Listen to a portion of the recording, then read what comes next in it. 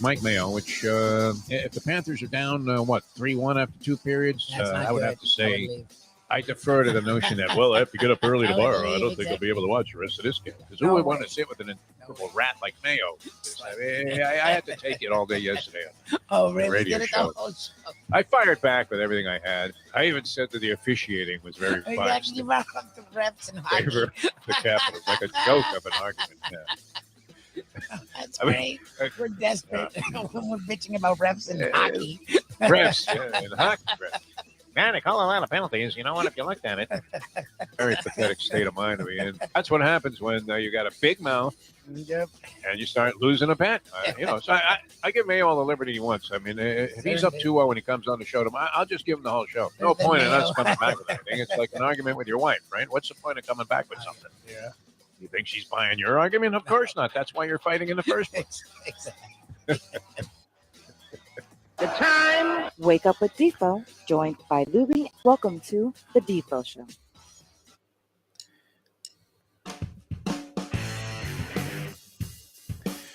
And a very pleasant good morning, everybody. Great to be with you on this fine Thursday edition of the Defo Show. Jeff Deforrest and Mike Lubitz with you here on Ion Channel and other platforms, as well as once again, we had 1 foot in the grave. Actually, it was more than 1 foot in the grave last night, and we have become obsessed with this dinner wager with Mike Mayo, the Gambling Gourmet, who'll be with us tomorrow on the program. In fact, I think we've made Mayo famous all over the world. I really do.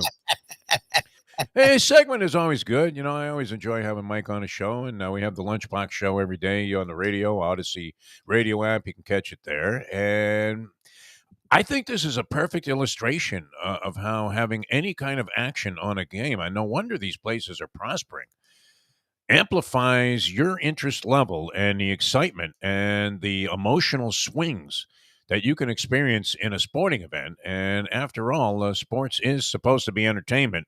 Yep. It becomes wildly more entertaining when there's some kind of action involved. Or stressful, whatever word you want to use. Well, and it's more than just money. I mean, it's one thing to lose money. I remember a guy, I worked for a guy named Bob O'Neill many years ago when I was a vendor at Shea, 14 years old. I walk in there, and one of the assistant managers in the souvenir department where I was working, I was selling souvenirs, and I was lucky to kind of fall into that because it was the best thing to sell if you couldn't sell beer at a ball game. And in many cases, it was even better than selling beer because you didn't have to.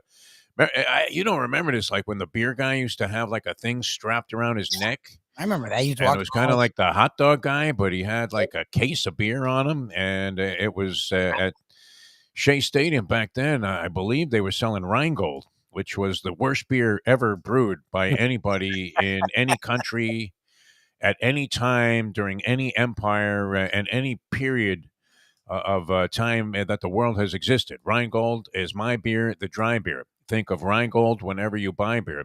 And I will say this, and it influenced me, and I think my dad did this on purpose, because my dad actually was a Rheingold beer drinker. He rarely drank beer, but when he did, he would have a Rheingold. And I was curious, like, well, what's the big deal about beer? I was a little kid, maybe 7, 8 years old, and my dad gave me a sip of this stuff. And it literally, we were at the beach. I remember we were at like either Coney Island or Manhattan Beach, and you could buy a beer there. And so he buys this can of Rheingold beer. And, you know, being a baseball fan, I was familiar with it. And we all knew the jingle. And Miss Rheingold also was a big deal in New York, Lubie, if you can imagine this.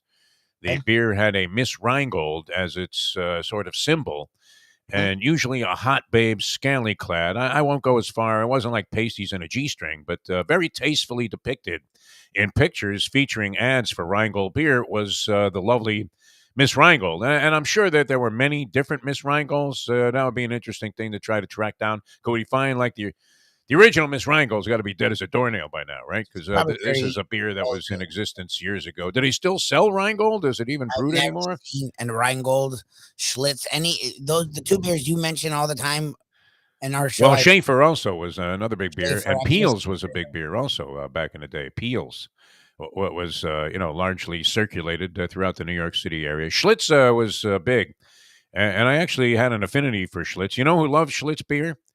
And took it with him everywhere he went? The great Art Donovan.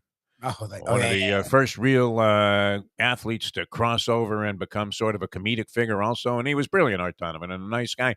I remember being on a couple of trips. We actually went to Jamaica, and we were with a group, the NFL alumni were staging these golf tournaments. And my buddy Mike Fernandez and I were doing features on these golf tournaments, putting videos together and stories together on these golf tournaments with all of the, I mean, just great players were involved, legendary guys. And Art Donovan was always on these trips. And his only luggage, I don't even know if he brought like another pair of shorts, was a case of Schlitz beer. And because it was Donovan, I guess, I don't know, the people in Jamaica at the airport, they didn't even question he was bringing his stuff into the country. It's like, hey, we got plenty of Red Stripe here. What do you need this for? And Red Stripe isn't a bad beer, is it? I mean, it became sort of popular in the United States. They had a big advertising blitz for a while. Yep. Would you ever go into a bar and ask if they had a Red Stripe, Lubie? That's a good question. In Jamaica, that's all you. That's drink. In Jamaica, but I'm talking about here. Would you go into like, boat campers or something and say, "Hey, I'll have a Red Stripe"? People did. I didn't. Red Stripe was fine. I mean, it's not. I don't know. How would you compare Red Stripe? I like it better than Corona. I really do, because I don't like beers with like that so-called beer face bitter aftertaste, as was featured in the Miller Lite commercials for many, many years. But anyway, Rheingold. My dad gives me a sip of this Rheingold beer, and it literally, you could have just filled the can up with sand and guzzled it. It really was, as advertised, the dry beer. It was so dry. It felt like you were licking the ground in the Mojave Desert. It was ugly. That's for sure. But anyway, yeah, I mean, this guy many, many years ago, was telling me, hey, number one, if you're going to be in sales, look prosperous, right? Like, don't go out there with like one pennant and one, kind of bent yearbook. Make sure you have like 50 of them, stacks of it. So it looks like, this is a happening thing. Mm-hmm. And it was a valuable lesson at the time to have this guy sort of advising me as to how to proceed in life. But I don't know that there is any kind of solution for, the amplification that we're feeling with this whole Mike Mayo bet. And the idea that we just don't want to lose to this guy. The money doesn't mean anything, right? Money, and this was the thing, I started to say about the lessons of the great Bob O'Neill. He always told me, money is a perishable commodity, all right? I mean, it is. You're going to have periods of time in your life. I was just thinking about this as I got out of the shower this morning. I mean, you're going to have periods of time in your life where you have money, hopefully, and there might be long periods and droughts where you have none. But it's perishable, right? You have a stack of hundreds one day, and the next day you got nothing. A perishable commodity. So it isn't the money that we're losing here. It's really the sense of dignity that's going to go 100%. Out the window if we lose this bet, Mike Lubitz. And I'm glad you're feeling the same pain I am, because I'm assuming you're not going to go to your pocket when we go to dinner, if indeed we're paying. I want it to be a double bet, but I don't know if that's for the Mayo. I have been all in on this thing. I literally almost threw my phone last That was ugly. We're talking about the Florida Panthers, of course, who were involved in the NHL playoffs. People are just tuning in the show for the first time. Like, who are these assholes? What are they talking about? Good morning. But we did have to suffer the indignity of going down 3-0 in this game, and it did not look good. No. And now you're figuring, yes, it's still a possibility of winning the series. I mean, they could go back to Washington and win. They did it the other day when they had to, won that fourth game of the series. But it's been dicey all the way, and you would have to say this, at the very least, that this series is far more competitive than most people imagine that it would be. And that there's no guarantee that the Panthers are not going to just go right into the tank again in game number 6 and then be forced to defend home ice in a game 7, where, as they say, if game 5 is pivotal, game 7, what's most often said about it? Well, then anything can happen. Correct? Sure. How many sportscasters preface the whole idea of a game 7 by saying, well, when they get to game 7, anything can happen? Of course. Which is pretty much true, right? Pretty much true. I mean, one of the weird things about watching a lot of tennis, even with the top players in the world, like a Nadal or a Federer, those guys usually come through in these situations. But often you'll see the clinching game in any sport is always the most difficult. So how many times you see it where either male or female, the player is serving for the set or serving for the match, and it's the only time they get broken Oh in yeah. the entire set, right? They're holding serve routinely, 40 love, they all of a sudden, maybe they give up a point, but they come right back and just effortlessly hold serve game after game after game after game. Then it gets to be like 5-4, and they're serving for the set, and all of a sudden, double fault, try a drop shot, it goes into the net, whack one long, and they end up losing. It's 5-5, and now you're in a situation where you're probably headed for a tiebreaker, and it happens all the time in sports, right? Where the clinching game, that last game, is the most difficult win to come by. So we're sitting in a much more favorable position after this 5 straight goals unanswered, 5 unanswered by the Florida Panthers. Got us out of this jackpot last night. And you were ready to yank the goalie, right? Oh Which yeah. you Yeah. probably were doing when it was 3-0. I bet you were yanking the goalie a little bit. Yes. No? Yes. Yes. You probably couldn't even think about that. I mean, to pleasure yourself even would have been difficult at that point because you were more likely thinking about going Shawshank Redemption, Warden, right under the chin. Just put it right under the chin. Don't even bother blowing your brains out. Right under the chin. So everything goes to the ceiling. I was all in on them yanking the goalie, though. That's for sure. The fact that Bobrovsky was still in there boggled my mind, but it worked out. Major. Very fortunately, yeah. I mean, and luckily so. Although that was the MO of the team all season long. They would come back from these, rather large deficits, seemingly impossible. A 3-0 deficit in a playoff game, you would have to think, even with the league scoring more goals all the way around, and the Panthers being the highest scoring of all of those teams all season long, even under those circumstances, you're thinking 3-0 in the playoffs. There's a way to kind of drag the thing down, kind of like a fighter that dances around and then he holds and doesn't really exchange a lot. There are ways to kind of, offset any kind of offensive impetus by the other team if you go into that kind of defensive shell. But you're going to have to be content, if you were the Capitals in this case, to live with the 3 goals. None of that happened in this game, and the Panthers made a remarkable comeback. I had thrown in the towel, right? I went to a great place last night, one of my favorite moves, and Mike Mayo would appreciate this, the Cafe Seville in town, Joey Esposito, and I like going to sit at the bar or in the bar area, which is kind of new to the restaurant. It only happened in the last year or so.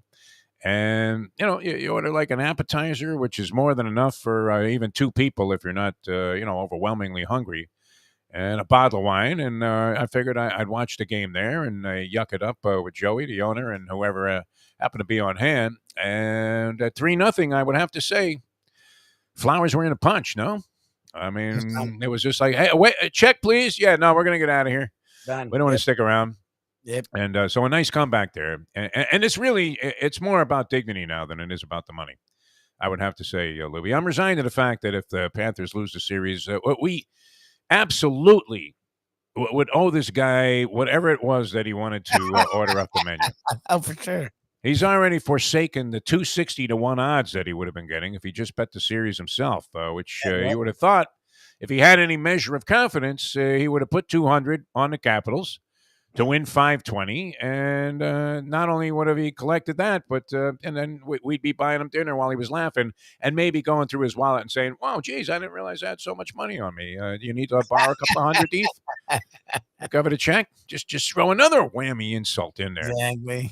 And then, turn right around and say, well, it's going to be 10 points a week on the 200. So I owe him 20 every week until I pay it back.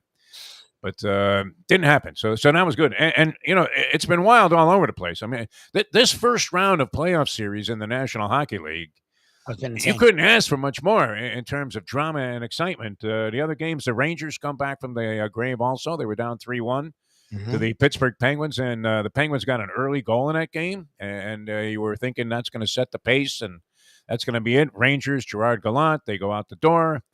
A lot of things then be said about, well, geez, you know what? Gallant might be in the same situation in New York as Tom Thibodeau, where you have the one great season and it really doesn't result in anything spectacular, no championship, no finals appearances. And by the next year, they're already tired of the guy because he's one of these old guard, militaristic types that doesn't take any crap. And, the message with these young players who are now super sensitive, I don't think that's true in hockey. Those guys aren't sensitive to anything, are they? I No. mean, yeah. I mean, I don't. Can you insult a hockey player? I don't think so. I mean, you can insult them, but I'm sure it's not stuff we're thinking. They don't care. Yeah, I mean, they don't care about anything. It's a different breed. I mean, even in this series, right? I forget which Capital player it was, gets hit in the face with a puck. Yep. And he's out there like 10 minutes later. Not even the next period. Yep. He goes to the locker room. His face is all fucked up, and he comes back. He looks like Terry Sawchuk, and he's right back out there. Yeah, no problem. You imagine that with a baseball player? No Some way. guy that just routinely jogs to first base. So one time he decides to run, pulls hamstring slightly, and he's out for the year. Exactly. That's the way that goes. But no, good stuff. And in the other series, so the Rangers now are 3-2 down, and in there with a little bit of a prayer. And Calgary beat Dallas to take a 3-2 lead last night. Calgary also coming back, and I don't know why. I know nothing about the Calgary Flames. Like I said, I mean, they made a run into, I believe, the finals. This has to be 20-plus years ago with a guy named Lanny McDonald, who was, very formidable NHL player.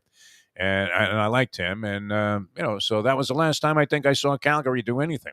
I didn't even know Calgary was still a city. Did you? In the 2000s, they went to a Stanley Cup with Jerome McGinley. And that I remember. But I don't think they won. They've never won. I don't think they've ever won a cup. The Calgary Flames, 0 Stanley Cups. Is that a fair statement? I'd say 0, yeah. They have the same number as the Florida Panthers, who have been in existence for 22 plus, about 5 years? 27 years, something like that. No Stanley Cups, and only sniffed it once, never got out of the first round in any other season, and still have a lot more to be decided before we can conclude that they're going to get out of the first round in this one, because you could easily see any one of the scenarios happening, right? You could see the Panthers going into D.C. and winning Game 6 and getting us off the hook finally. You could see the Capitals rebounding and winning Game 6, forcing a Game 7, where you know what happens there, Lubie. Anything can happen in a Game 7. Exactly. And at that point, I would anticipate that maybe the Panthers rally at home, but with their history of choking at this stage of the playoffs, I don't even know do they have a history? How many times have they even made the playoffs, Lubie? They went like 10 years without, seeing the playoffs once, didn't they? I think like 5 or 6. It's saying here Calgary won a Stanley Cup in 88, 89, but I don't know. Oh, they did? Okay. All right. I think. See if Lanny McDonald was on that team. Maybe that's the one I remember. Lanny McDonald. All right. Otherwise, maybe I'm just talking through my ass here because I don't know what I'm talking about. It's amazing, too, how everybody, it's true, has become a hockey expert. Even where I was last night, the Cafe Seville, guys are, around the bar. Can you believe that? I can't believe he didn't shoot the puck there.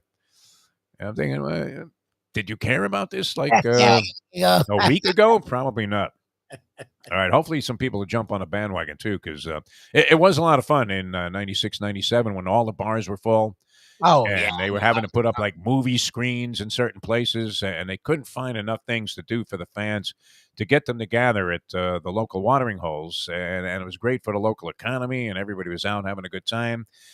I have not seen that as of yet. Every place I've been, and I've been a couple of times now this week outdoors when the at restaurants, and outdoors as well, where they have, massive amounts of screens and seating in sports bars. And nothing, man. I mean, like a handful of people with, sort of a casual interest in the game. Yeah, they're losing. Okay.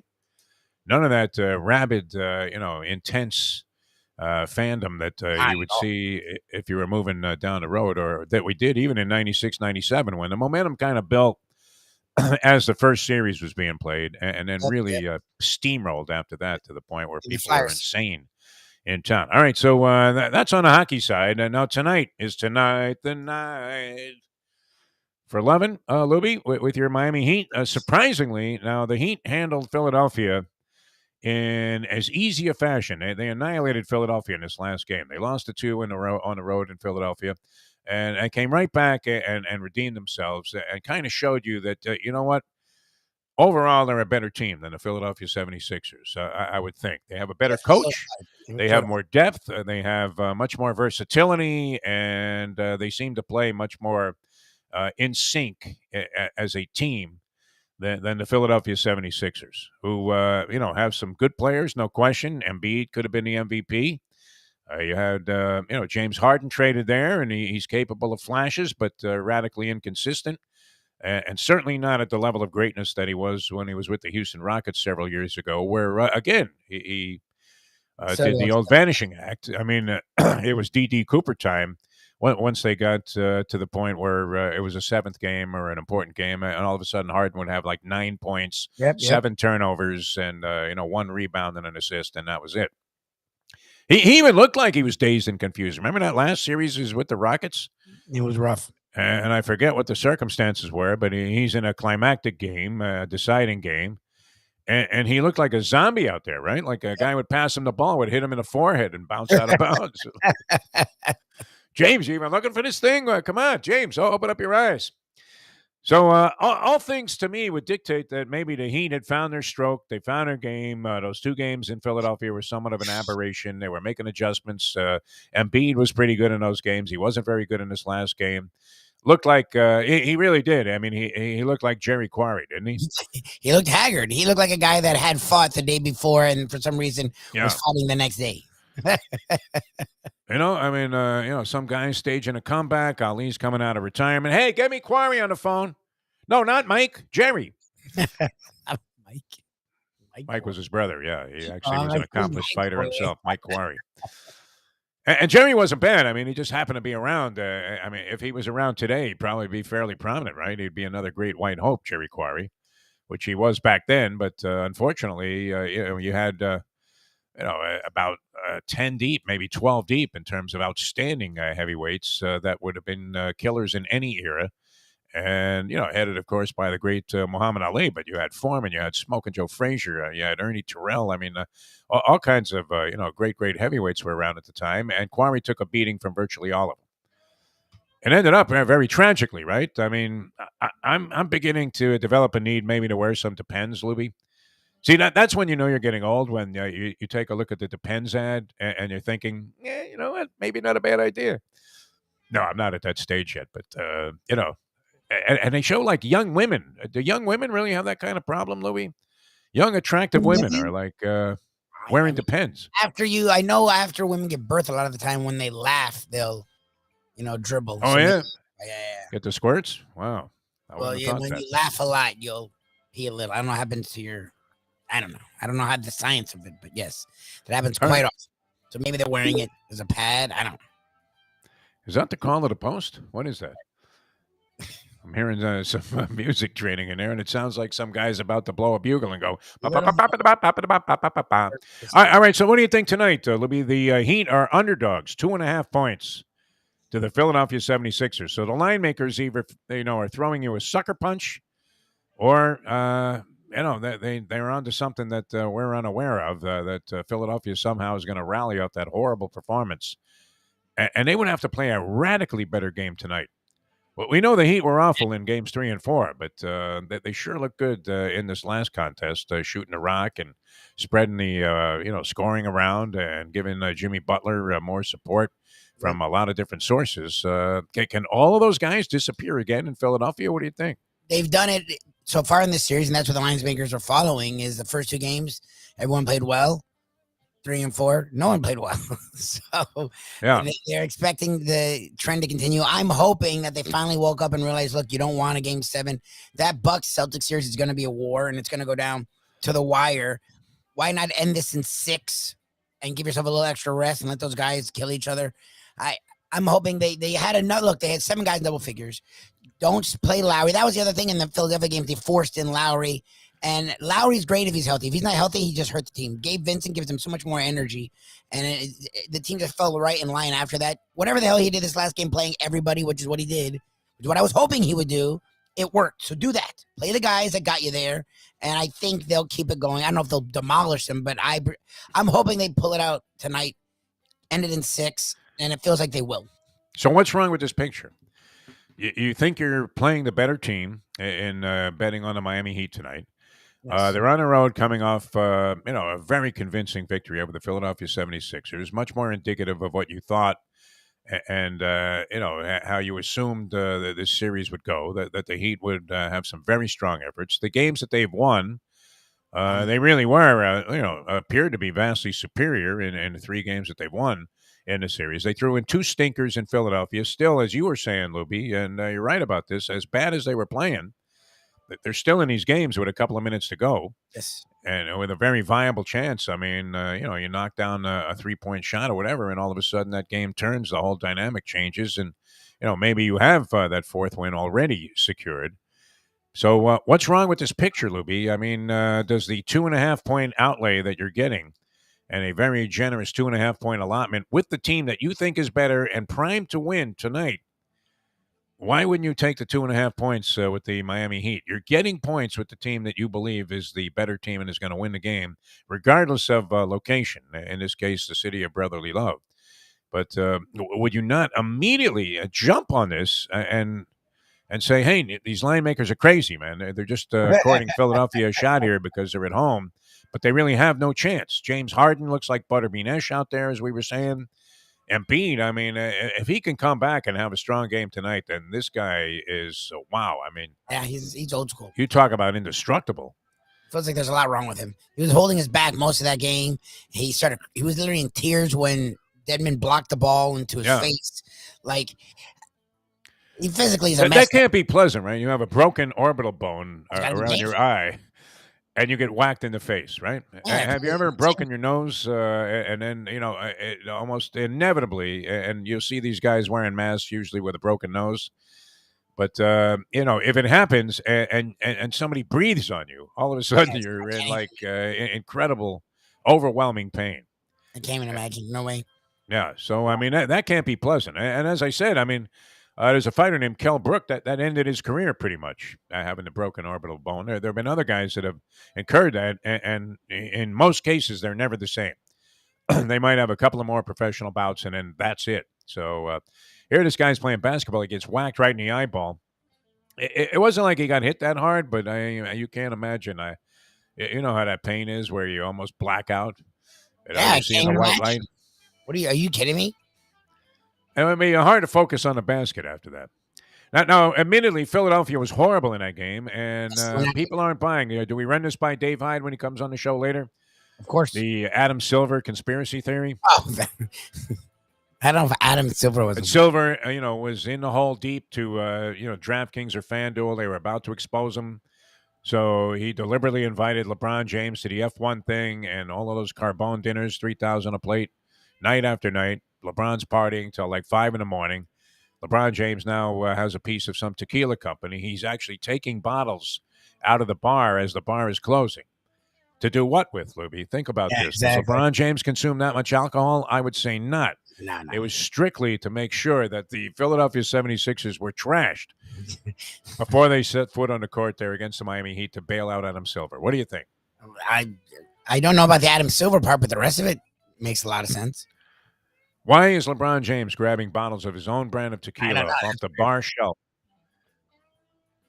at closing time when, when have you ever seen LeBron James like inebriated? He's not like the kind of guy that's going to go out there and get like a DUI. I'm sure he smokes a little weed and has a couple of drinks here and there, but I don't know what he does, but he's smart about everything. So he's never been that guy to, especially in public, do anything like that. He's going to play till he's 60 if he wants. Feels like it. Yep.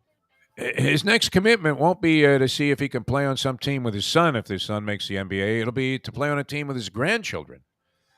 And he invests all of his money and time in his body. I don't know. Is he really getting trashed? So why is he grabbing bottles of tequila, Lubie, except to completely inebriate and annihilate the Philadelphia 76ers on bequest and on request from Adam Silver? No? That's more likely of an explanation than the idea that they just all of a sudden stunk the joint out. What do you think? I mean, the latter feels like what happened, but the former could make sense. I don't know about that. Again, I don't know why Adam Silver would do it, but I mean, maybe. Yeah, you know what happens? You partner up with a guy. I mean, look, gambling's very tempting, is it not, Lubie? And once you start gambling, I mean, look what it's done to us. It's made Mayo Meshuggah. I mean, the guy doesn't even know what day it is anymore. He starts speaking in tongues. All of a sudden, he calls me the other day. He's speaking in Hebrew. I'm like, who is this? Is this Rabbi Philip Book? I tell you what, man, those bar mitzvah lessons, I wish you had tried a breath mint. Is that from What did he put herring in? Onions? Like whatever the smelliest fish is. This guy used to consume it. And then, you get right next to you and start going, Baruch!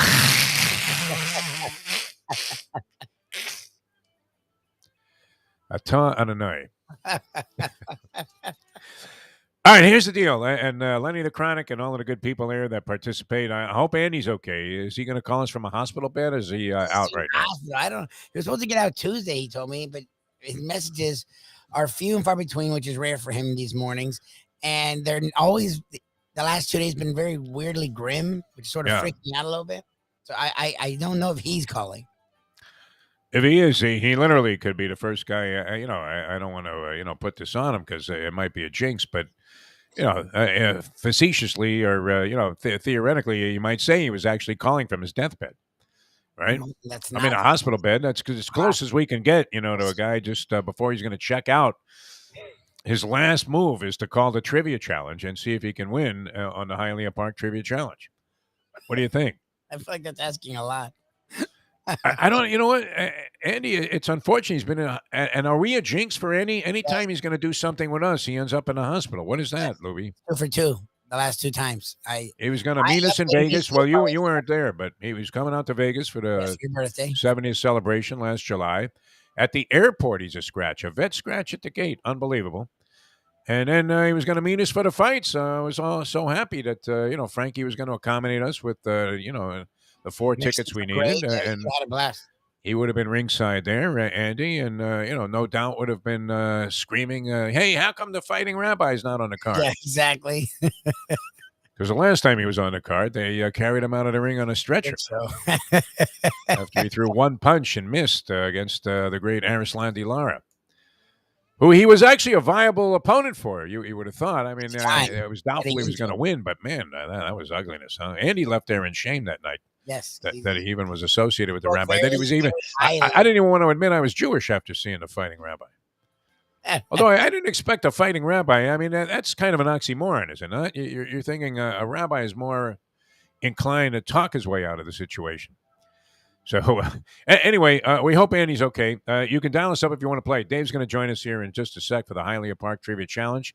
And we'll do that for a while. And then speaking of Dave's, Dave Hyde, the great columnist Dave Hyde on the local scene here in South Florida and all things related to the sporting universe. So he'll be joining us about 8:30 this morning here on the Defo Show. So Hialeah Park Trivia Challenge coming up. 954-417, is it? Yes, 0070? 954-417-0070. 70. Okay. Yes, sir. 954-417-0070. We want to line somebody up during the next few minutes here, and then we'll introduce Dave Gurgles Gurgly to the people out there. Conduct, a significant portion of the program as the Hialeah Park Trivia Challenge. Hialeah Park, a great place to go. Congratulations once again are in order, and wow, the town is still abuzz from this boxing card that they had there last Saturday night. You know what? I almost wish they had one like once a month. How great would that be? I know it's a lot to undertake there because it takes a lot to put these shows together. It was really fascinating all the way around. And I love the fact that accidentally I sort of rolled back to there was an area where the fighters were, getting ready and they were all, whether it was red corner or blue corner, they were all in the same area, which is kind of weird. Normally they would come from maybe different parts of the building or whatever, but all in the same area getting ready. And just watching the behind the scenes and what it takes to put these shows on and all the different people that are involved and how they're all, these guys take it very seriously. You may laugh about some guy that's in like one of the prelims or something and say, he's going nowhere, but they all take their business very seriously. And it means a lot to the people that are in the game. And it was just great all the way around. What a show. Fantastic. So let's hope they do that again very soon. If they don't, I know one person it's not hard to convince to go down to Hialeah Park. And for us, it's probably an extra 20-minute ride, from, any other casino that we might be able to hit. But the Mustang loves it and has uncanny luck there. You met your wife. So simple, yeah. I mean, just her action alone is enough to support the Brunettis into perpetuity. Dave's got his flamingo. How are you, Dave Gurgles Gurgly? Going to join us here for the Hialeah Park Trivia Challenge. Yes, the flamingo's ready. Freddie, the Flamingo is ready. We're ready. Very good. All right, now, before we get going, and how did you fare on the Derby? Did you have any luck? Well, to make a short story long, I had two tournaments out at Miami Lakes. One for the one that you were on the program for, the Association of Certified Fraud Examiners. Yes. But then the next one was Our Lady of the Lakes I'm an Catholic honorary Church on member. Fridays. That's a real thing. Yeah. And Paulie's on the back cover. So, but on Friday, the Oaks Day, I called a buddy of mine and I sent a bet out on the Oaks, and I bet Secret Oath. And instead of thinking about the Oaks Derby double, right, I just bet Secret Oath to win. Well, the guy I sent it with, like Secret Oaks as well, he wheeled him in a $2 double and picked up $1,900. That paid $2,000. Yeah, the only way I like the 1, 3, and 10. The only way I would have hit that would have been all with 1, 3, 10, with 1, 3, 10, and I think that was like 7,000. I thought about you. Didn't you back wheel a favorite? See, this is the thing,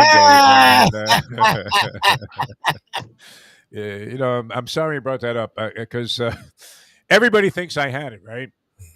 Yeah. So it's on social media. I get a million texts. Wow, that's you. That's your play.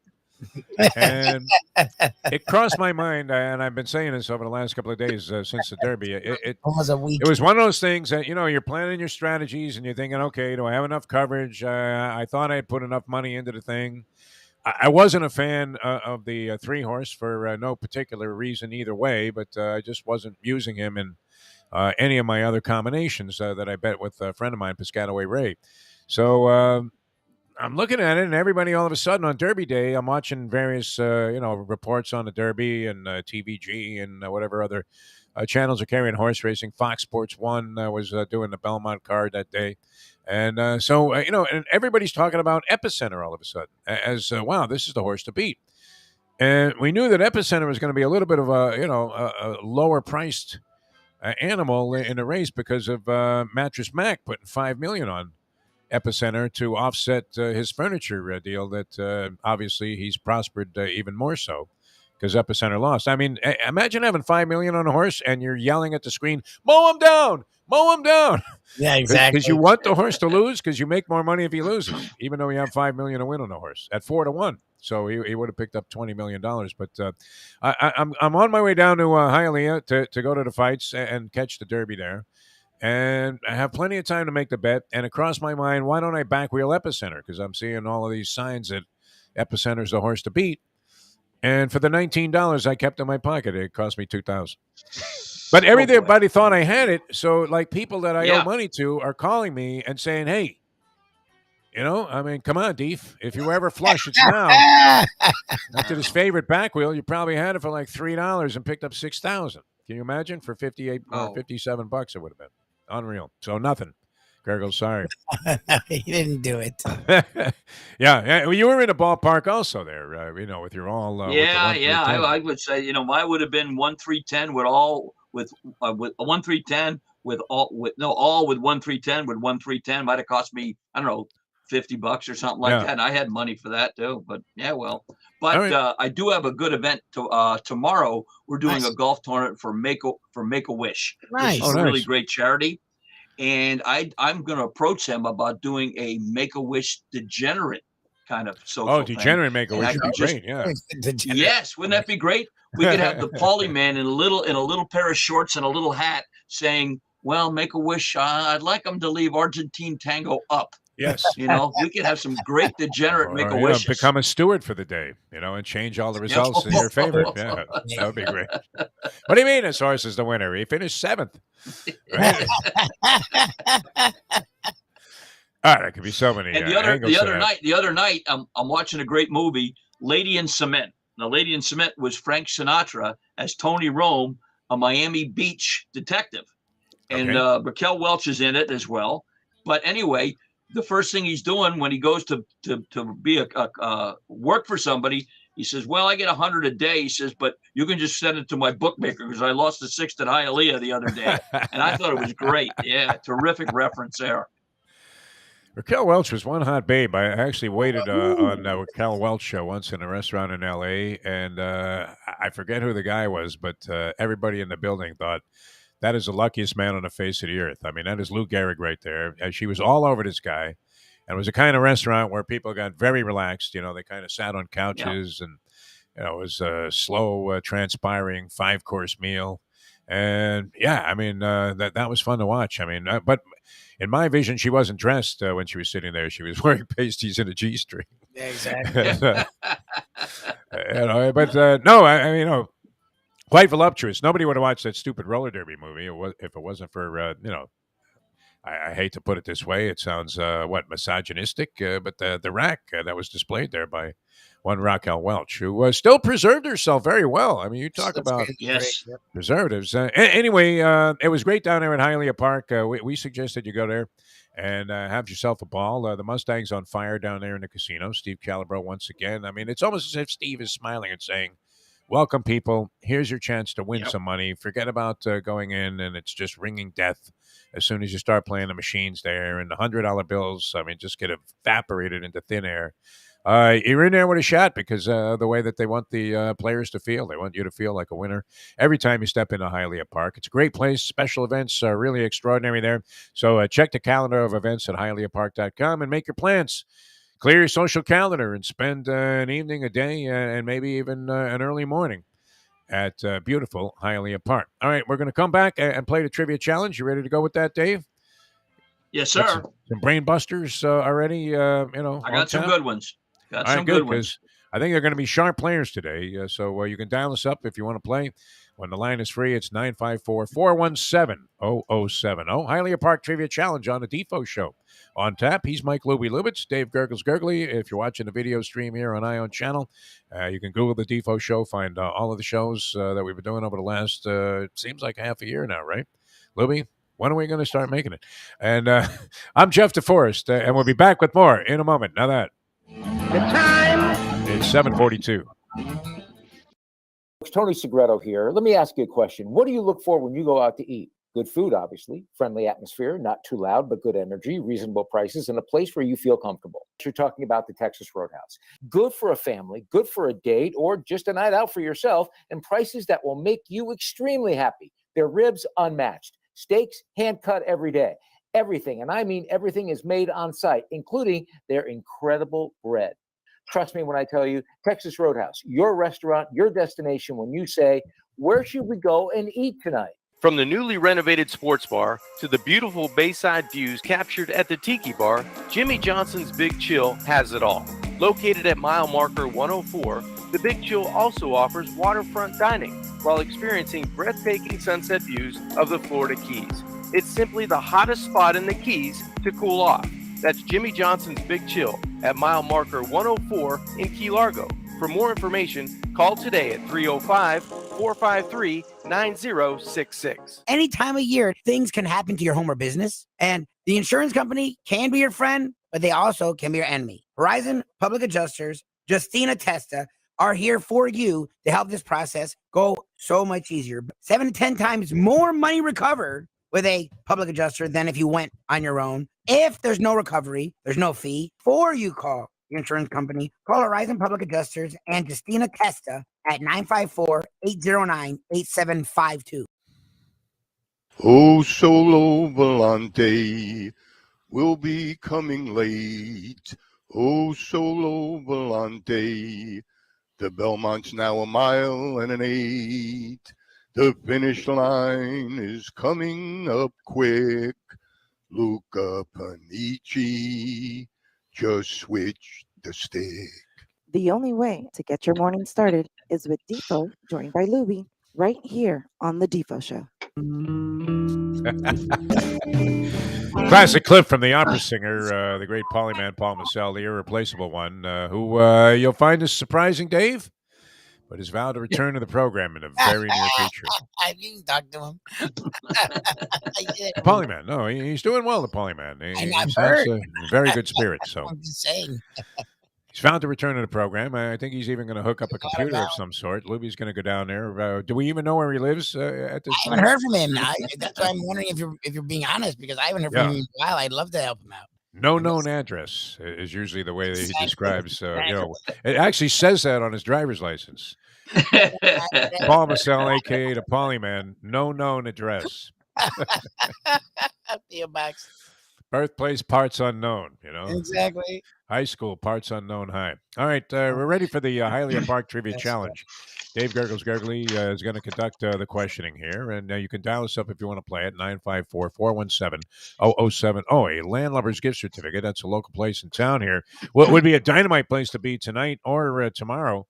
Wow, what great action they have there. And Alex Sufreen, our good friend, a degenerate stream, and he knows he probably is. I mean, no one was more into proposition bets, Gurgles, than Alex Sufreen. I've never, and this was before they were as popular as they are today, where he would have the under in the first 3 minutes of a first quarter WNBA proposition bet.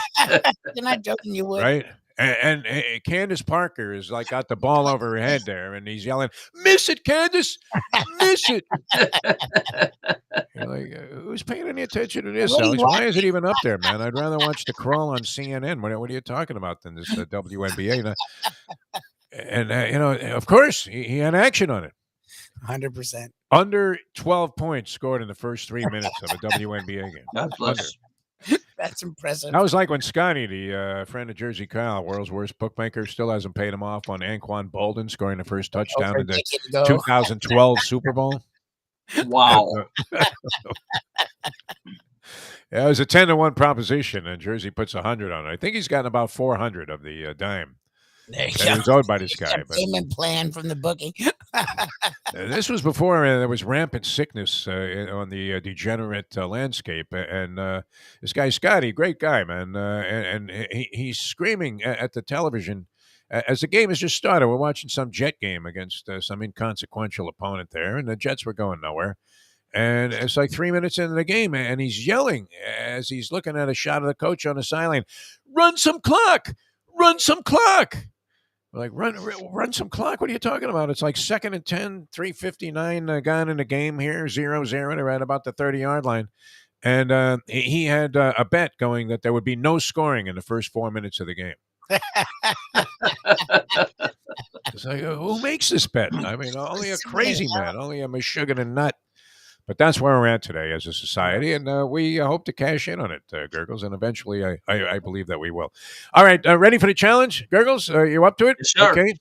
954-417-0070. We'll send you to Landlubbers with a $25 gift certificate. If you're from out of town and you're calling in, well, come on down and enjoy yourself. And you can meet Lubie maybe on a trivia night, and maybe even meet like Lenny the Chronic out there with the Chronics. Every week, yes, sir. One of the leading trivia teams in town. When those guys come, it's like, the good guys came to your park, and now they're just going to own the court for the entire night. Even though they're from another neighborhood. And you say that because people will come every week, but they sit at different places. So they're like, they looked at table 27, to see if the Chronics are there. I noticed, like when I was leaving last week, a guy who usually plays in the back. We actually have gotten a nice group of regulars, but this guy came out. He's like, "Oh, that's the Chronics." I'm like, yeah. I'm like, exactly. Yeah. It's like, what? Dr. J's on their team? Exactly. What the so hell? I was at the Merrick Road Park when the doctor would show up. I'm like, that's classic. All right, Gergs. Gergs is going to fire off our first question here. As we say, dial us up when you want to play, 954-417-0070. And here we go in the traditional fashion with the aforementioned opera singer himself, the Polyman. In tribute to him, we start the show with Dave Gurgles Gurgley and some. Easy baseball. This announcer comparing players said the following. Reggie Jackson was so vain that he wouldn't get into the batter's box until he knew we were back from commercial. But Bob Uecker, well, he wanted to hit during the commercial. Was it Al Michaels, Lorne Green, or Benny Green? Lorne Michaels reference there. Bonanza. I remember meeting Little Joe at the harness track, believe it or not, at Hollywood Park. Great hair. That guy, you talk about television hair. Michael Landon, yeah. Yeah, Michael Landon. He was out there with Gene Hackman, who was a degenerate, along with Jack Klugman. They were always at Hollywood Park punching away on all ponies. All right, we've run the random phone scrambler. Oh, there it is. All right. Lenny the Chronic to start us out. Chronic, how are you? Hey, good morning, guys. How's it going? Good morning, sir. Did you realize you guys have this You know- impact though on the local trivia scene where you walk in That and was it's like pretty funny. The guy walked over and asked us, "Yo, so you're the Chronics?" It's the best. it's like Walker, Texas I'll give it Ranger an just showed up and you were Autograph about to rob a next bank. week. Yeah, unbelievable. All right, you're in the game here, Lenny, with 1 point. All right, Lenny, let's stick with baseball for your true or false question. One of the newest Broadway shows is based on baseball, and it's called Take Me Out. Not Take Me Out to the Ball Game, just Take Me Out. And the reason it's called that is it's the story of a center fielder who comes out of the closet as a gay baseball player and how he's treated after that. True or false? Wow. And today's climate, let's go with true. I'm going to say true. It is true. That's It is true. Yeah. Wow. Wow. Yeah. Jesse Ferguson from Modern Family is the coach in this one. Take Me Out, a new Broadway show. That's it. Have you noticed a new and I'll unusual have to trend watch though? He's back. Yeah, on the program. I mean, Lenny's getting these true-false questions correct week after week. Yeah. Something's going on. Yeah, he That misses never the other happened ones. before. We get him on the other ones. 20 years of We futility. need Paulie back. Yeah. Yeah, exactly. All right, here we go. 2 for 2. He's coming next week. Paulie will be here next week, Lenny. He's about to come back soon. All right, He will great. be back on the show soon. All right, Lenny, NBA. Just this past week, we lost another great player and person in Bob Lanier. He was the #1 overall pick of the Detroit Pistons in 1970. But at the same time, he was drafted by an NBA team. Who was that? You mean an ABA team? Was it You mean an ABA? Yeah. ABA team.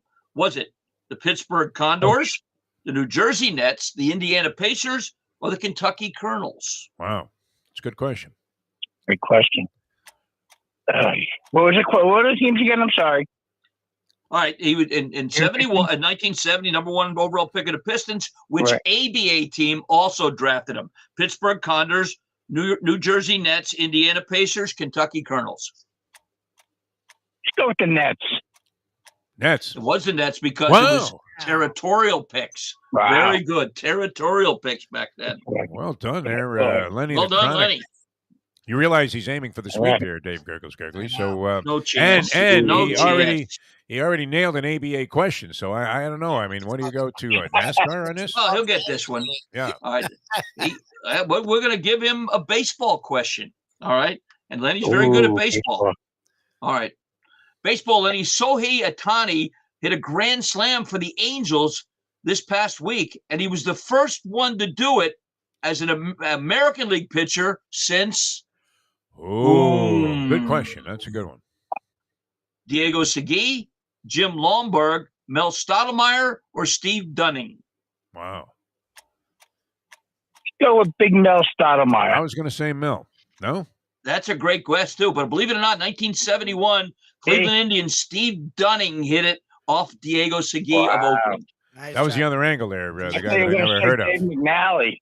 Yeah. I like Diego Segui being a part of that thing. All right, Lenny, good job. 5 points. Has you obviously setting a pace here since you're our first player on the Hialeah Park Trivia Challenge. We'll play as many as we can while we have Dave available to us. And then 8:30 today, another Dave will be in a spotlight here on the Defo Show. Dave Hine, to talk about the many wonderful things that are going on the local sports scene, including last night's Panther win over the Washington Capitals and the fact that at least for another couple of days, we don't have to experience the insufferability, is that a word, that is being exhibited by one Mike Mayo, the gambling gourmet, with his, just absolutely defiant, ugly bet. Not even taking the odds. Imagine this. Doesn't even take the odds because he should be getting plus 260 here, Gurgles, that the Caps would win this series and that the Panthers would fall on their face based on previous experiences, which I think are irrelevant to this current team. All right, Perdomo Cigars. Did you like? Oh, well, you didn't get to light one up after the Derby unless you were just relaxing, but you have a whole box of them here. He's ready. Yeah, he's And already Jack yes, Namer's matter been of fact, asking you to send him a box of Perdomo Cigars, Gergs, every week you're on the show. Well, he can get them himself at 5150 Northwest 167th Street. That's what I said. I said, just get them yourself, On the Jack. south side, Yeah. a little bit east. We'll be glad that Nick and the gang will be happy to help them. 9 a.m. to 6 p.m. is the time to get there. 305-627-6700, the number to call. I had a Perdomo cigar Thursday last week for the one tournament, and Friday I was smoking one for Our Lady of the Lakes, And when I met with the guy after Thursday's tournament, he goes, the only thing we didn't do right in this tournament is we needed cigars. I said, next year, we'll get Nick and the gang to bring them out here, roll them right in front of you if you like. But you don't need, you can get them fresh, but you can get them stacked right in that great humidor that our friend the Mad Dog built at Perdomo Cigars, 5150 Northwest 167th Street on the Palmetto, just on the south side. And 305-627-6700 is the number to call. Monday through Friday, you can't get there. On a weekend, you want one? No problem. www.perdomocigars.com. And now we are opening, Pimlico, I believe, is opening up in two weeks for the Preakness. I'm not even, I don't know about the Preakness, but my Belmont horse is definitely Mo Donegal. That may be my Perdomo horse for the Belmont, but you don't need to wait for that. Get a Perdomo cigar today and make them perfect one at a time. So today, tomorrow, whenever you can, put something great in your mouth with a cigar from Perdomo Cigars. Are you still a member of the Congregation of Our Lady of Paramutual, speaking of churches? Yes. As a matter of fact, our latest prayer is, Hail Mary, full of grace. Please let the 4-horse win that second race. Yes. So we got our own set of prayers. Yeah, Our Father who art in heaven, 20 winning place on the 7. Yeah, we got them all. We got them all there. All right. Do you subscribe to the theory that I developed in recent times? Never answer your phone on Kentucky Derby Day unless it's a call straight from like Mike Smith or the Jocks Room with some inside information. But if it's any friend of yours that you've ever known, do you answer the phone? Because they can only be asking you to bet money for them. Bad. Right. And that's usually that's a good thing. I don't mind betting them because my friends are just $2 bettors. Matter of fact, right. Leslie Visser, our great friend, had a $32 credit with me from some horse named Duke that she won. And I had it. And I said, Leslie, who do you want to bet? I'll bet a couple bucks across, whatever you want. And based on last week's bonus question, she said, every horse that begins with an S. Remember, that was the one that won the most derbies? Okay, yeah. What she should have said, give me every horse whose second name begins with S, like Rich Strike. But I'm wondering if my friend Big Rich, I haven't heard from him. Would you not naturally bet any horse that had your name in it? Well, I don't know. That you'd lose a lot of money. I mean, after a while, it'd be like taking $100 bills and turning them into toilet paper. You would wish like I did, and that's my one regret. My mom passed away almost a year ago now, and we miss her in the first Mother's Day without her. And I still had to ask her, and I feel a little guilty about this. Could I not have been born on another day so I wasn't always playing the 7-5, which is,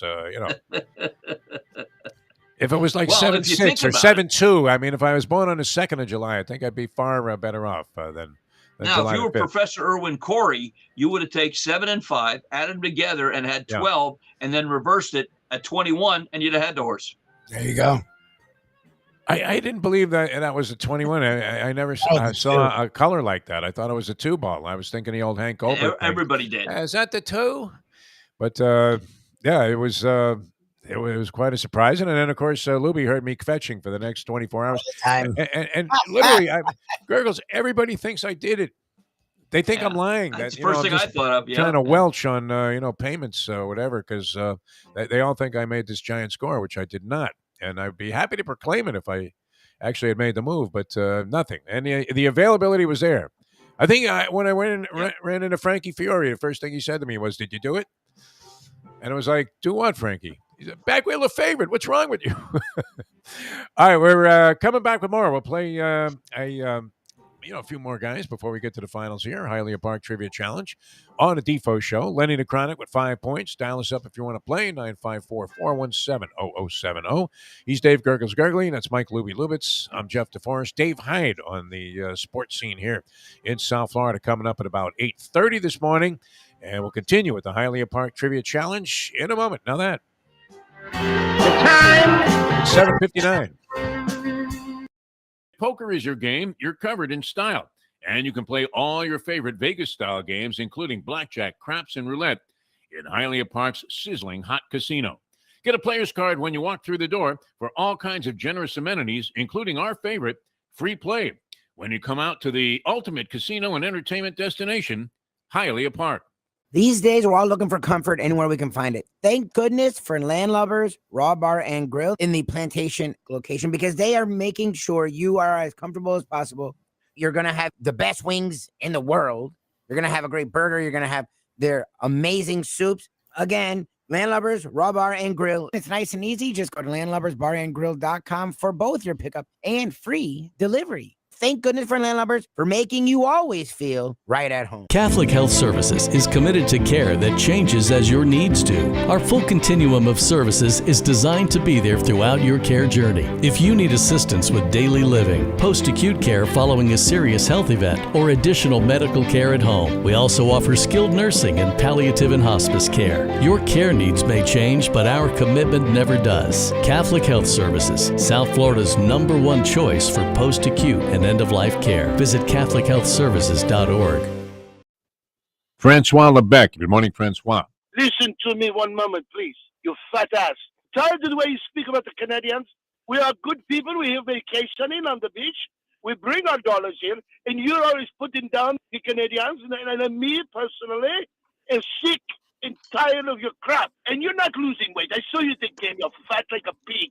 The other thing that I would like to say is today, you're going to throw out some baseball. I will be there personally to boo you out of the stadium. We come here as good people, friendly people, nice people. We don't need you to speak like you speak, Jeffrey, the fat-ass Deforrest. The Defo Show, featuring Lubie. We now return to the Defo Show. Nothing like some love letters to make you feel good about performing. That was great. That was always typical of management too, Lubie. You can speak to this. And Gurgles, you've been around this stuff long enough to know that those are the only messages that are recorded on the program director's, answering machine or voice message machine that that you ever get to hear. and in all likelihood, those are the only ones that come in, right? Because it's always the people that are pissed that are the ones that call. And yet, there it was. I mean, I would have to say we've had some unflattering remarks about our Canadian friends who, we do have many Canadian friends. So we have to qualify that, or is that bullshit, Lubie? I mean, we've had a few unflattering remarks. You made a few cracks in your time, Gurgles. Yes.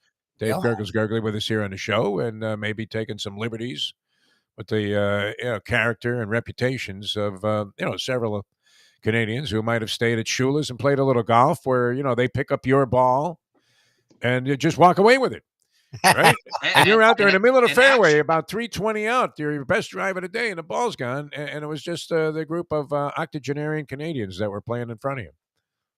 And actually, since I've been involved in the golf side over here the last decade, the Canadians who come down are the most respectful players on the course as far as rules, regulations, replacing divots. Really, really good. And I go out and compliment them.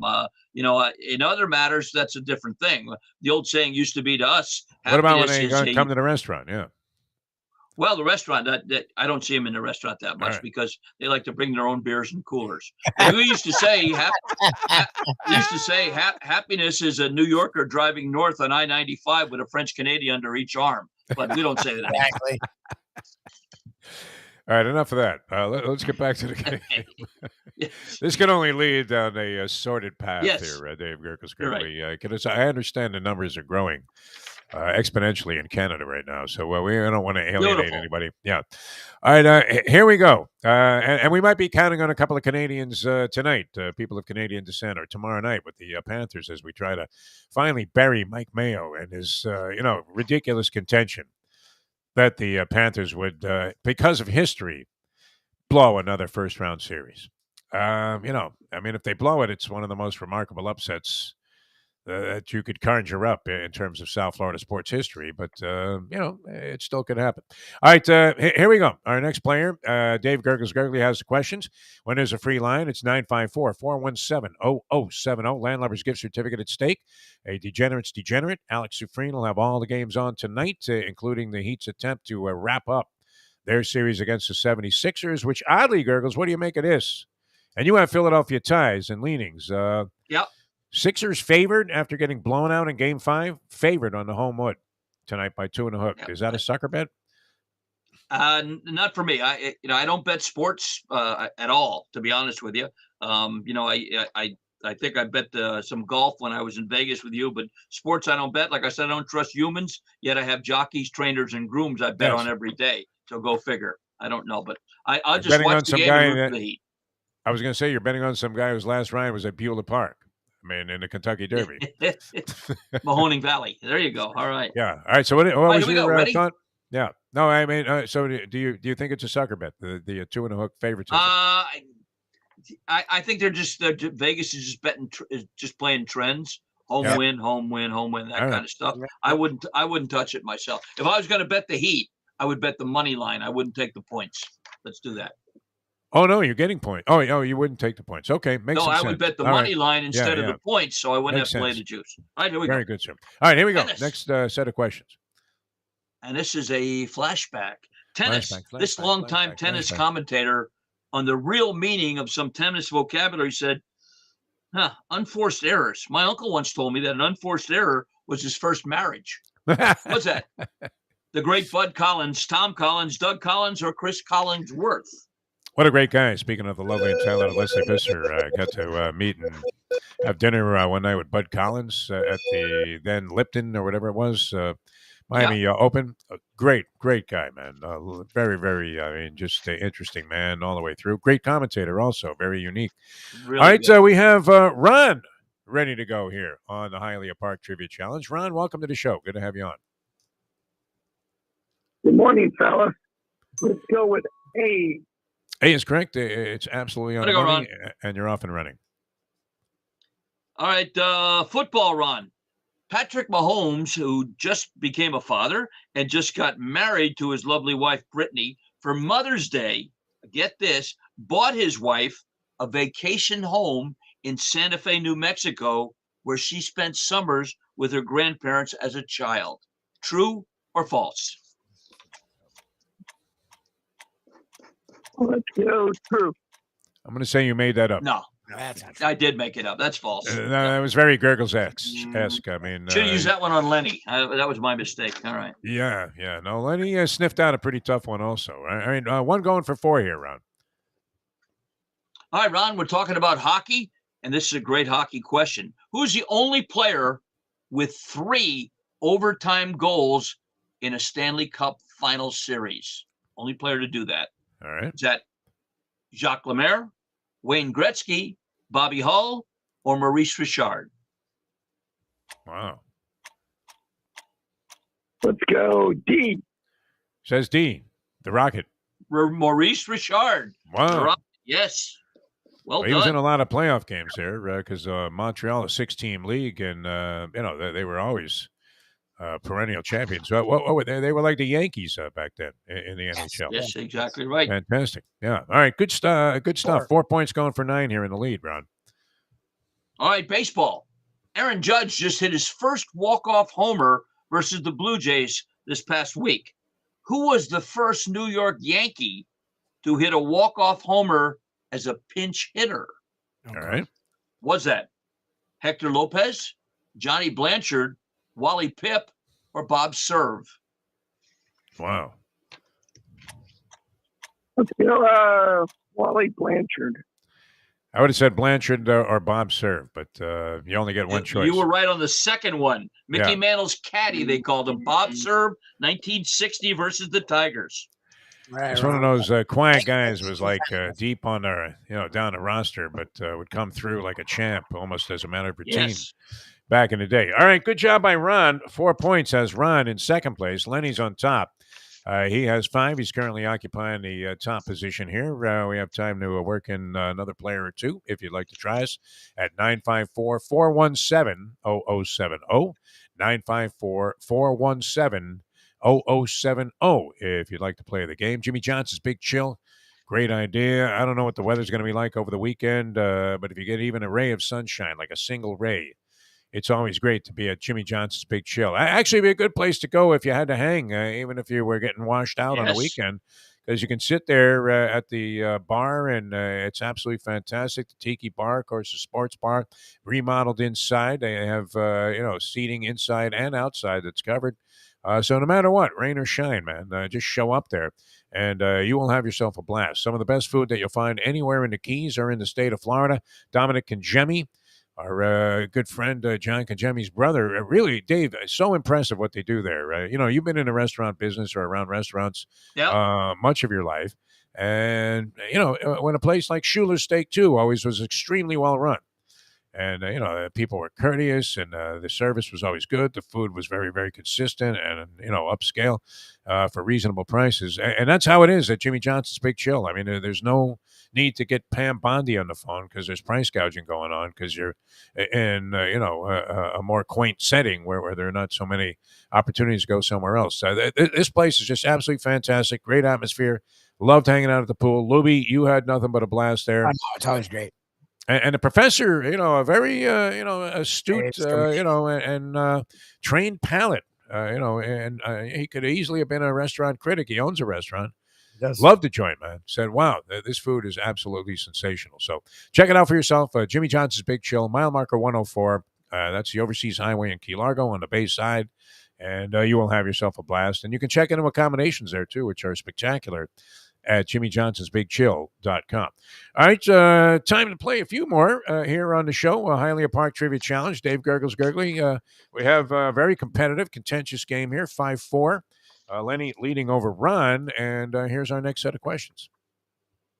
Golf. This rather low-key comedian and a frequent guest on the Tonight Show of Johnny Carson, when asked to describe his golf game, said, "When I play, the greens always seem to break towards the bar." What's that? George Goebel, Barnes & Noble, Jim Bad News Barnes, or Coach Buttermaker and the Bad News Bears? And I had a thing, when I play golf, the worms wear helmets. Because, that was an offshoot. That was the follow-up to Grounder to the Green, my I remember. instructional video on a game of golf. All right, we have Mike. Mike, you're in the Hialeah Park Trivia Challenge. Good morning, Mike. Good morning, A. A is correct, Mike. Nice job. Everybody's aced that first question so far, Gurgles. Shocking. This one dedicated to the great, lovely and talented Leslie Visser. Hoops, in the works for Netflix, a movie about the Celtics dynasty of the 50s and 60s with a tentative title, The Parquet Dynasty, and up for the possible role of Red Auerbach, none other than Danny DeVito. True? Wow, that's Red Auerbach. True. No way. No. DeVito as Red Auerbach? Who's the guy that played Red Auerbach in this Winning Time? He's kind of a classic New England actor, yeah. Used to be in the show in the night, the commish, wasn't he? The guy that was. Yeah, I think so. He does a great job. Man. Yeah. I know who you mean. I would think Netflix would immediately never forget what's his name. Make him a go-to guy. All right, one going for 4 here, Mike. All right, Mike. NBA. Which team selected legendary sprinter Carl Lewis in the 1984 NBA draft? Was that the Atlanta Hawks, the Houston Rockets, the Chicago Bulls, or the Denver Nuggets? Atlanta Hawks. No, it was believe it or not, the Chicago Bulls selected him. Does Carl Lewis hold the distinction of not only having the worst rendition or among the worst renditions of the national anthem ever delivered, but also one of the worst ever ceremonial first pitches? Yes, that's pretty close. Yeah. Wow. I mean, he should never set foot on a baseball field. I don't know how he was at basketball. Basketball was the anthem, but the combination, he should just stay away from a sporting. Right?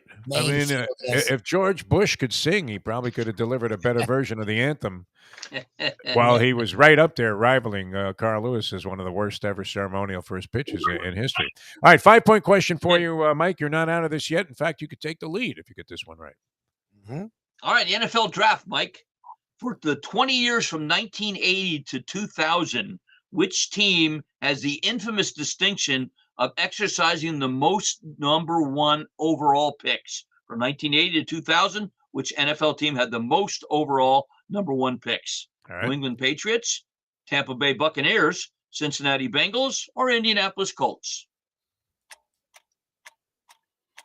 Tampa. I'm going to say the Bungles. No, it was the Colts. The Colts. Elway, Jeff George, Steve Entman, and Peyton Manning. All 4 of them. Wow. All right. Very good. All right, Mike, thanks for playing the game. I think we're going to set up the finals here, Gergs, and we're going to play off Lenny and Ron one more time. Tell us about all of the fabulous, different versions of Perdomo cigars that are out there. You got it right here. I'm looking at the La Tradicion You can get that. You can get the addition to Sylvia. You can get the Lot 23, whatever. They make them perfect one at a time. Robusto or Churchill, Maduro or Connecticut wrapper, they've got them all. And Nick, his son, and fourth generation tobacconist are experts. They'll take you into the humidor, explain one cigar at a time. You can buy a variety pack, whatever you like. It's a great place. And guess what, folks? Father's Day's coming up. You men or ladies that want to get a nice Father's Day gift, go into Perdomo Cigar, buy some cigar, get a gift card if you like, whatever you want, buy a humidor. Perdomo Cigar is the place to go, 5150 Northwest 167th Street, the place to be. 305-627-6700, the number to call, and www.perdomocigars.com, the website to visit. So today, tomorrow, Father's Day coming up. Put something great in your mouth with a cigar from Perdomo Cigars. All right, we're setting up the finals here, and we'll come back and contest the championship round of the Hialeah Park Trivia Challenge on this fine Thursday. And great to be with you. Mike Lubitz working hard behind the scenes there and in full view. Everybody, you see what this man has to do. He's a veritable contortionist there, setting up the finals of the Hialeah Park Trivia Challenge. That's Dave Gurgles Gurgley. He'll have the big championship question. I'm Jeff Deforrest, and we'll have the championship round of the Hialeah Park Trivia Challenge coming up in just a moment. Now that. And also still to come on the show, Dave Hyde going to join us, outstanding columnist and a great sports conversationalist as well. It's 8:16. Tony Segreto here. Let me ask you a question. What do you look for when you go out to eat? Good food, obviously, friendly atmosphere, not too loud, but good energy, reasonable prices, and a place where you feel comfortable. You're talking about the Texas Roadhouse. Good for a family, good for a date, or just a night out for yourself, and prices that will make you extremely happy. Their ribs unmatched. Steaks hand cut every day. Everything, and I mean everything, is made on site, including their incredible bread. Trust me when I tell you, Texas Roadhouse, your restaurant, your destination when you say, where should we go and eat tonight? From the newly renovated sports bar to the beautiful bayside views captured at the Tiki Bar, Jimmy Johnson's Big Chill has it all. Located at mile marker 104, the Big Chill also offers waterfront dining while experiencing breathtaking sunset views of the Florida Keys. It's simply the hottest spot in the Keys to cool off. That's Jimmy Johnson's Big Chill at mile marker 104 in Key Largo. For more information, call today at 305-453-9066. Any time of year, things can happen to your home or business, and the insurance company can be your friend, but they also can be your enemy. Horizon Public Adjusters, Justina Testa, are here for you to help this process go so much easier. 7 to 10 times more money recovered with a public adjuster than if you went on your own. If there's no recovery, there's no fee. Before you call your insurance company, call Horizon Public Adjusters and Justina Testa at 954-809-8752. How many gamblers did I bail out last weekend with my game of the year? $100 better made $10,000. A $500 better made $50,000. Well, I got 6 games on Sunday that I'm releasing absolutely free. These games are a burial, a blowout, a human lock. You can bet your unborn children on these 6 games. Absolutely. Whoa, I believe. We now return to the Defo Show. Welcome back to the show, the Defo Show here on Ion Channel. And Mike Lubitz, Dave Gurgles Gurgley, and I'm Jeff Deforrest. Going to conduct the finals here of the Hialeah Park Trivia Challenge. And then shortly after that, we'll talk about what's happening on the local sports landscape here in South Florida especially. And, of course, that encompasses many other things that are happening around the country as well, with all the other teams involved in the postseason. And Dave Hyde, outstanding sports columnist from the South Florida Sun-Sentinel. Been there as long as anybody. I think it's Winderman and Hyde. That's it. Yes. The 2 guys that are left there among our many, many friends over the years from the Sun-Sentinel that we featured on these shows. So we'll talk to Dave. Right now we have Dave Gurgles Gurgley about to engage in the final championship question of the Hialeah Park Trivia Challenge. We're going to square off Lenny the Chronic, a perennial champion, and Ron, who's become a dynamite player in his own right. Ron is more of a recent, championship caliber player, is he not? I think he used to kind of lay out in the background there. Although, is he also part of the Chronics? Yes, the part of the trivia team. Oh, okay, wow. So for Lenny's head. Wow. South Florida, you're experiencing right here on this show the dominance. If you're going to any local bar and you're going to compete in sports trivia, these are the kind of people you have to contend with, man. I mean, it's Ali Frazier, these two guys. Unbelievable. All right, so good luck, gentlemen, for the Landlubbers gift certificate, which I guess you'll be sharing anyway. Dave's going to fire off a question. Call out your name if you'd like to answer. Nobody answers right away. We offer multiple choice. First person to call out his name gets first chance. Back and forth till we have a winner for the championship of this week's edition of the Hialeah Park Trivia Challenge. Here is the great Dave Gurgles Gurgley. Good luck, guys. Kentucky Derby. Derby winner Rich Strike at one time was claimed for $30,000. We want to know who was the last horse to win the Derby who had been entered in a claiming race during his pre-Derby career. All right, good question. Anybody? Here's multiple choice. What's that? Grindstone, Lil E.T., Charismatic, or Offshore Judge? Anybody? Lenny. Lenny got in first. Lenny. Yeah, I go B. B. It was not Lil E.T., no. Little something. All right. 3 for Ron. All right, Ron, 3 left for Ron. Grindstone, Charismatic, or Offshore Judge? Let's go Charismatic. Charismatic is correct. 1999, Chris Antley, yes. Well done. All right, congratulations, Ron. Ron gentlemen, tonight. snakes it out and steals the prize from Lenny the Chronic, who was ready to lay claim to yet another $25 gift certificate to Landlubbers. And wow, I mean, a lot of fun today, Dave Gurgles Gurgley. Now, where are you Always off a to in pleasure. your many travels with your golf endeavors? I'm here working. We got Make-A-Wish tomorrow. So they're bringing over their beverages today. We're going to do a putting contest tonight for them with a social hour. So I'm here committed, and coming up in a few weeks, I'll have Roger Goodell and the NFL referees playing a little tournament for a foundation as well. And Monday is Glenn Rice's tournament. Yeah. Well, I do beat the broadcaster on my hole, but when they win, they're from all over the country. So I got these shirts made up. I beat the broadcaster, but it's under review. So we'll have a little fun with that. Yeah. No, that's great. I mean, do any of them bring German Shepherds with them as service dogs? No, we didn't. No, I was instructed not to use the logo with the referee with the glasses and the dog. They told me, do not use that logo. Yeah, I know where your mind goes. Yes. yeah. See if Goodell is, lining up a lot a bets while he's in He town. is such a super guy. He really is. But Well, when you he could be beat me, too. I'm going to see if I can get. Well, 46 million. I know where you're going, but exactly. I mean, he doesn't have to be nice. He's very, very nice and very approachable. I'll have to remember to give him a big chest bump like Wilkins did from the Dolphins. Wouldn't that be great? Yeah, I mean, but how insincere is that, right? Where the guy's never met Roger Goodell in his lifetime. Probably the next time he sees him, it'll be in front of some review board that Goodell is heading up because, the guy is getting suspended for some reason. And they act like, they just were reunited after like 20 years apart, were separated by some hideous war or something, Or like you found your dog who had, left the house 7 years ago and somehow wandered around the country and wandered right back into your backyard. Kind of crazy stuff like that. Cats do that. All right, good stuff. Dave Gurgles Gurgley, you have a great time. And you too.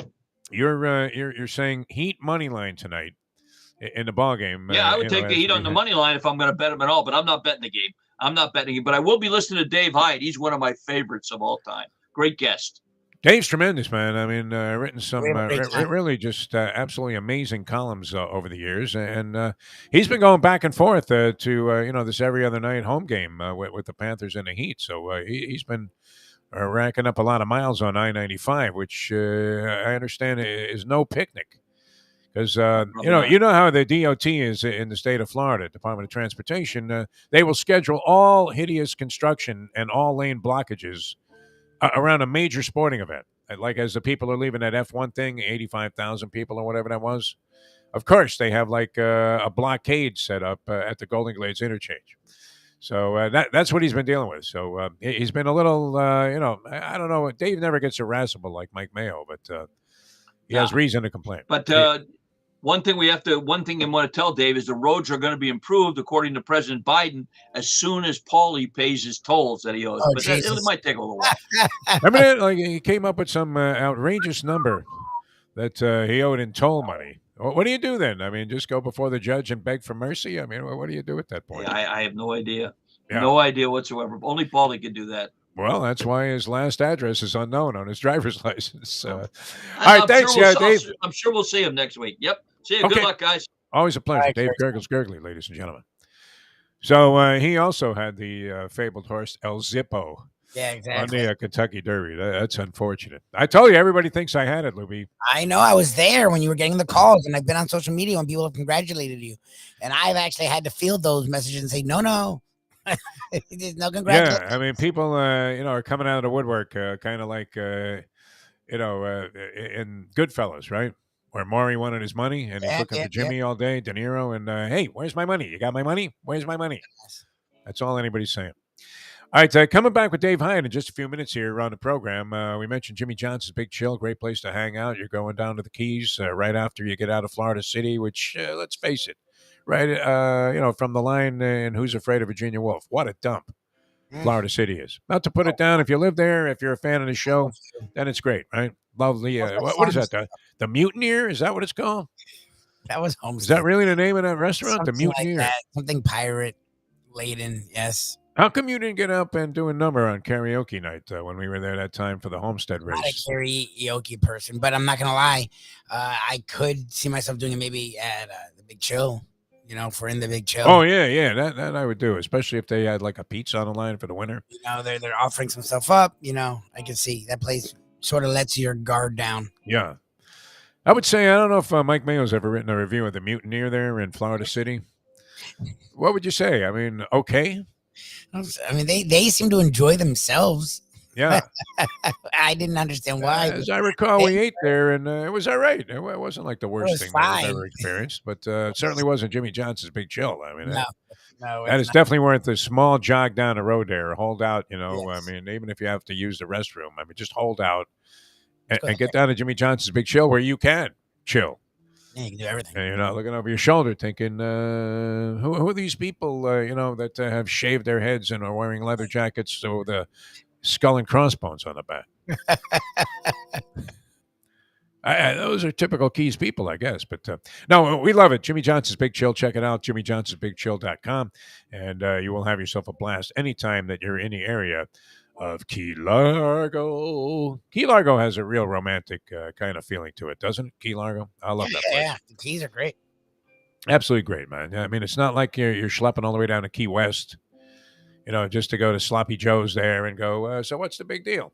No, and I guess, each area there has its own particular charm, but I'm a big fan of Key Largo and Jimmy Johnson's Big Chill. Check it out for yourself at jimmyjohnsonsbigchill.com. All right, coming back with Dave Hyde here on the show. Jeff Deforrest, Mike Lubitz. The heat is on, and they're on tonight. What is your prediction, Mr. Lubitz? Are you going to go out on a limb here? And I told you, I think the Heat will win.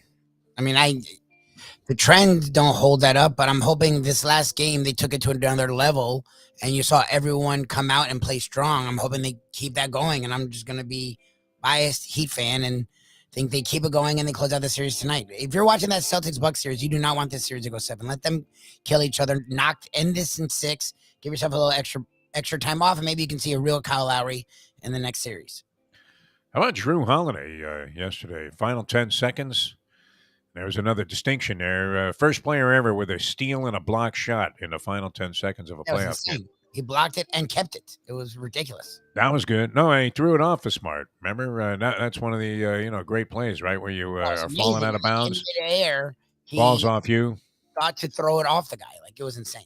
That was great. And then comes back and steals the ball from Smart as he's dribbling it up the court with a chance of maybe tying a game in the final seconds.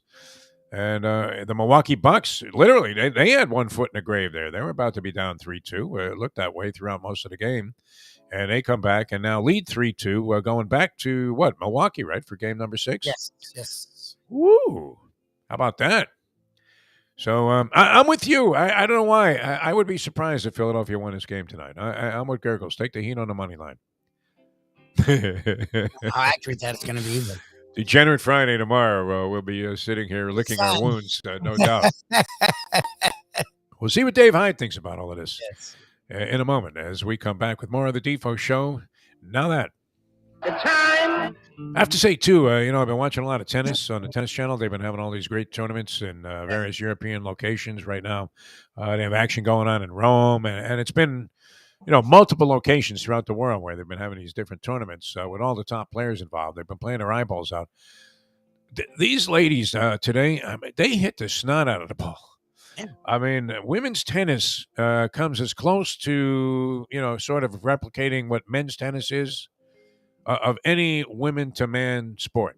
Is that a fair statement? Yeah, 100%. Yeah. I mean, it's not quite the same speeds, but wow. I mean, they are whacking the snot out of the ball. They get up there. With 20-shot rallies and great ground coverage and court coverage. I mean, just fantastic and strategies. And, I mean, overwhelmingly talented field of women tennis players out there, even though I guess this Swiatek, Iga Swiatek is kind of dominating now. But, there's no, like, Serena on the scene. No, there's no dominant force that you assume is going to win every tournament. Right, or even every match, although Swiatek has been fairly dominant, as I said, throughout this portion of the season. French Open coming up, and that's a great tournament. But, wow, I have to salute the women tennis players that run the professional tour, because they've been putting on great shows, and the men have been spectacular also with this Carlos Alcaraz now lighting up the world and, making it look like there might be, I mean, how long can this guy go? Another 15 years at this level? He's 19. God. Oh, yeah, Alcaraz, yeah, for sure. I mean, look what he's just rounding into it right now. No, it's great to see what's happening. All right, coming back with more in a moment here on the Defo Show. Dave Hyde going to join us next, outstanding sports columnist. In a moment, now that. The time. It's 8:31. Poker is your game. You're covered in style. And you can play all your favorite Vegas-style games, including blackjack, craps, and roulette in Hialeah Park's sizzling hot casino. Get a player's card when you walk through the door for all kinds of generous amenities, including our favorite, free play, when you come out to the ultimate casino and entertainment destination, Hialeah Park. These days, we're all looking for comfort anywhere we can find it. Thank goodness for Landlubbers Raw Bar and Grill in the Plantation location, because they are making sure you are as comfortable as possible. You're going to have the best wings in the world. You're going to have a great burger. You're going to have their amazing soups. Again, Landlubbers Raw Bar and Grill. It's nice and easy. Just go to landlubbersbarandgrill.com for both your pickup and free delivery. Thank goodness for Landlubbers for making you always feel right at home. Catholic Health Services is committed to care that changes as your needs do. Our full continuum of services is designed to be there throughout your care journey. If you need assistance with daily living, post-acute care following a serious health event, or additional medical care at home, we also offer skilled nursing and palliative and hospice care. Your care needs may change, but our commitment never does. Catholic Health Services, South Florida's #1 choice for post-acute and end-of-life care. Visit CatholicHealthServices.org. Jimmy Johnson joins us here on the program. We do have to clarify one thing. You never had Jim Brown on the roster there at Oklahoma State, because I'm giving you Thurman Thomas and Barry Sanders for the last 12 years, but that's how the legend grows. But I do remember covering the Canes back then, and you came in with Sam Jankovic, bringing you in to follow in the Howard Schnellenberg. And it wasn't necessarily met with the kind of fanfare that the people should have realized that they were going to be in good hands. It was such a trying time for me because, I took the job because I wanted to live in South Florida. And, I left Thurman Thomas. And by the way, if you ever saw A Football Life with Thurman Thomas, he rips me. His mother, they filed a lawsuit. They did. They filed a lawsuit because they said, hey, we want out of that contract. We went to Oklahoma State because Jimmy Johnson said he was going to be there for my entire career. Well, my entire career was short-lived there. Yes. And so I left before he ever played it down. But I left him in good shape. Yeah, every place I've ever been, I left him in great shape. Yes. I left Oklahoma State. Pat Jones won about 10 or 11 with Thurman. And then I left the University of Miami and won a couple of championships. And I left the Dallas Cowboys in Switzer, of all people. he won a Super Bowl, going to work at 9 o'clock in the morning and going home at 3 or 4. Enjoy your trip to work with lots of laughs thanks to Defo and Lubie. Now on the Defo Show. Welcome back to the show. Jeff Deforrest, Mike Lubie, Lubitz, the Defo Show. Our thanks to Dave Gurgles Gurgley for conducting yet another stellar edition of the Hialeah Park Trivia Challenge. And speaking of stellar, one of our favorites here on the sports scene, and Gurgles saying and acknowledging he's a huge fan of the great South Florida Sun-Sentinel sports writer, Mr. Dave Hyde, who joins us here on the show. David, how are you on this fine Thursday? I'm doing well. We got the Heat win, the Panthers win last night, and you got one of my favorites, Jimmy Johnson, on telling stories. So, well, and it was great. I mean, we couldn't have had a better time. And I know the book, is it out now? The book you did with Jimmy Johnson? Because what we loved was any mention of Barry Switzer seemed to draw like something else out of Jimmy. Like, there's just the whole notion that Switzer won a Super Bowl with the Dallas Cowboys with all of his players. It made you realize how great the assemblage of that talent was and how well coached they were going into the season. Yeah. Barry Switzer got behind the controls of a train that Jimmy Johnson assembled from parts and from broken down and rusted parts. He built it, and by the time Barry Switzer got behind the controls, it was going 100 miles down the track, and all he had to do was keep it on the track. And it's amazing. You forget Barry Switzer hadn't coached in 5 years when he took over the Cowboys. I mean, it sounds comical that he saluted, that he's named as a Super Bowl winning coach, but that's look, the book is coming out in November. So we're just finishing up now. Yeah, we're just applying glue to the book spine and making it pretty right now to get it to the bookshelves for Christmas and holidays and all that. Nice. Do you think, and is something, is this something that you might have addressed with Jimmy, that Jerry Jones picked Switzer because he knew that anybody, he could have picked Bozo the Clown, to coach that team, and that he did it deliberately just to piss off Jimmy even more, that he put Switzer in there as coach? Yeah,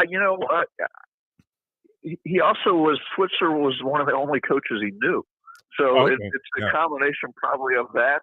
But also, remember, Jerry had said any of 500 coaches could win with this team. And well, that was true, because Barry Switzer probably would have been about the 497th coach anybody would pick. He could have brought in Rich Kotite, and Rich would have won. Yeah, Cameron. The larger point was assembling that organization and keeping it going. It slowly. Yes, they won a Super Bowl, but it's remarkable to think, for the past 25 years or 26, I think we're up to now, the Dallas Cowboys have won as many playoff games as your Miami Dolphins. Two. Wow. Actually, since Jimmy left the Dolphins, that's the stat. So it's 22 seasons. They've won 2 playoff games, same as the Dolphins. There were many things about Jimmy that were dynamic, but in your estimation, and now we're getting to know him much more intimately, I guess, than most people would have the chance. Although, it's always enlightening to have Jimmy talk about or elaborate on any of the things that he did that were successful in his career. But what really was the main ingredient there? A lot of people say, he was a master of psychology, that he studied that in school. That was a big element. What did you find, Dave? What was, at the root of Jimmy Johnson's success, if you can pinpoint it? Well, I guess 2 things. One is he thought completely differently than anybody else, and the psychology is part of it, and a good part of it. But the other part is, for instance, he invented the draft value chart with the NFL. No one had thought of little, I'm saying little things now, but he went in and for instance, the Dallas Cowboys, when he got there, their weight room was outside the complex. Just a little thing, but it tells you, you know, there were a million stories like this. And he asked, where do they, you know, it gets cold here. How do they lift weights in the winter? And he was told, well, they don't. They go to their individual gyms. And so he built an indoor weight room, and everybody lifted weights there. I mean, that's a small thing, but he saw differently than everybody. He the big thing is he made 51 trades in 5 years with the Cowboys at a time when, you know, nobody traded like that. The Giants had one trade in that stretch, and it was with him. And so he was always wheeling and dealing, and he invented this draft value chart that gave him a tool to understand, you know, what was a good trade, what was a bad trade. And teams are still using it. Here we are 30 years later, and teams are still using it. It's kind of amazing. It's kind of like the Buyer's speed figure, in horse racing. Yes, yeah. The other thing he did was value speed over size, and you know, you come to the University of Miami. I remember sitting in Butch Davis's office at UM when Jimmy was the coach and Butch was the defensive line coach, and they were about to play Notre Dame. And the big story was Notre Dame offensive lineman weighed 30 pounds more than Miami's defensive lineman. And Butch said, I hope everybody keeps writing that because you'll see what happens when our speed takes on their size. And that was, you know, that's central to Jimmy as a player. He was 195 pounds, all Southwest Conference or whatever it was at Arkansas at those time, nose tackle. And you know, and that's how he played, and that's how he wanted his teams to play. But the attitude too is central. You know, the name of the book, Swagger, which tells you all about Jimmy and Jimmy's, you know, how he carried himself and went through life, and he wanted his teams to have that exact attitude too. And you know, you saw it at UM, and you saw it with Dallas. And you saw it a little with the Dolphins that never got there completely, though. No, and that was always, you know, the term they would throw around as the downsizing, and that was kind of a unique concept where he would take players that normally would be defensive backs, make them linebackers, and linebackers turn into defensive linemen, and had tremendous success everywhere that he went by using the element of speed as, you know, one of the most threatening and potent weapons that you can have in sports. All right.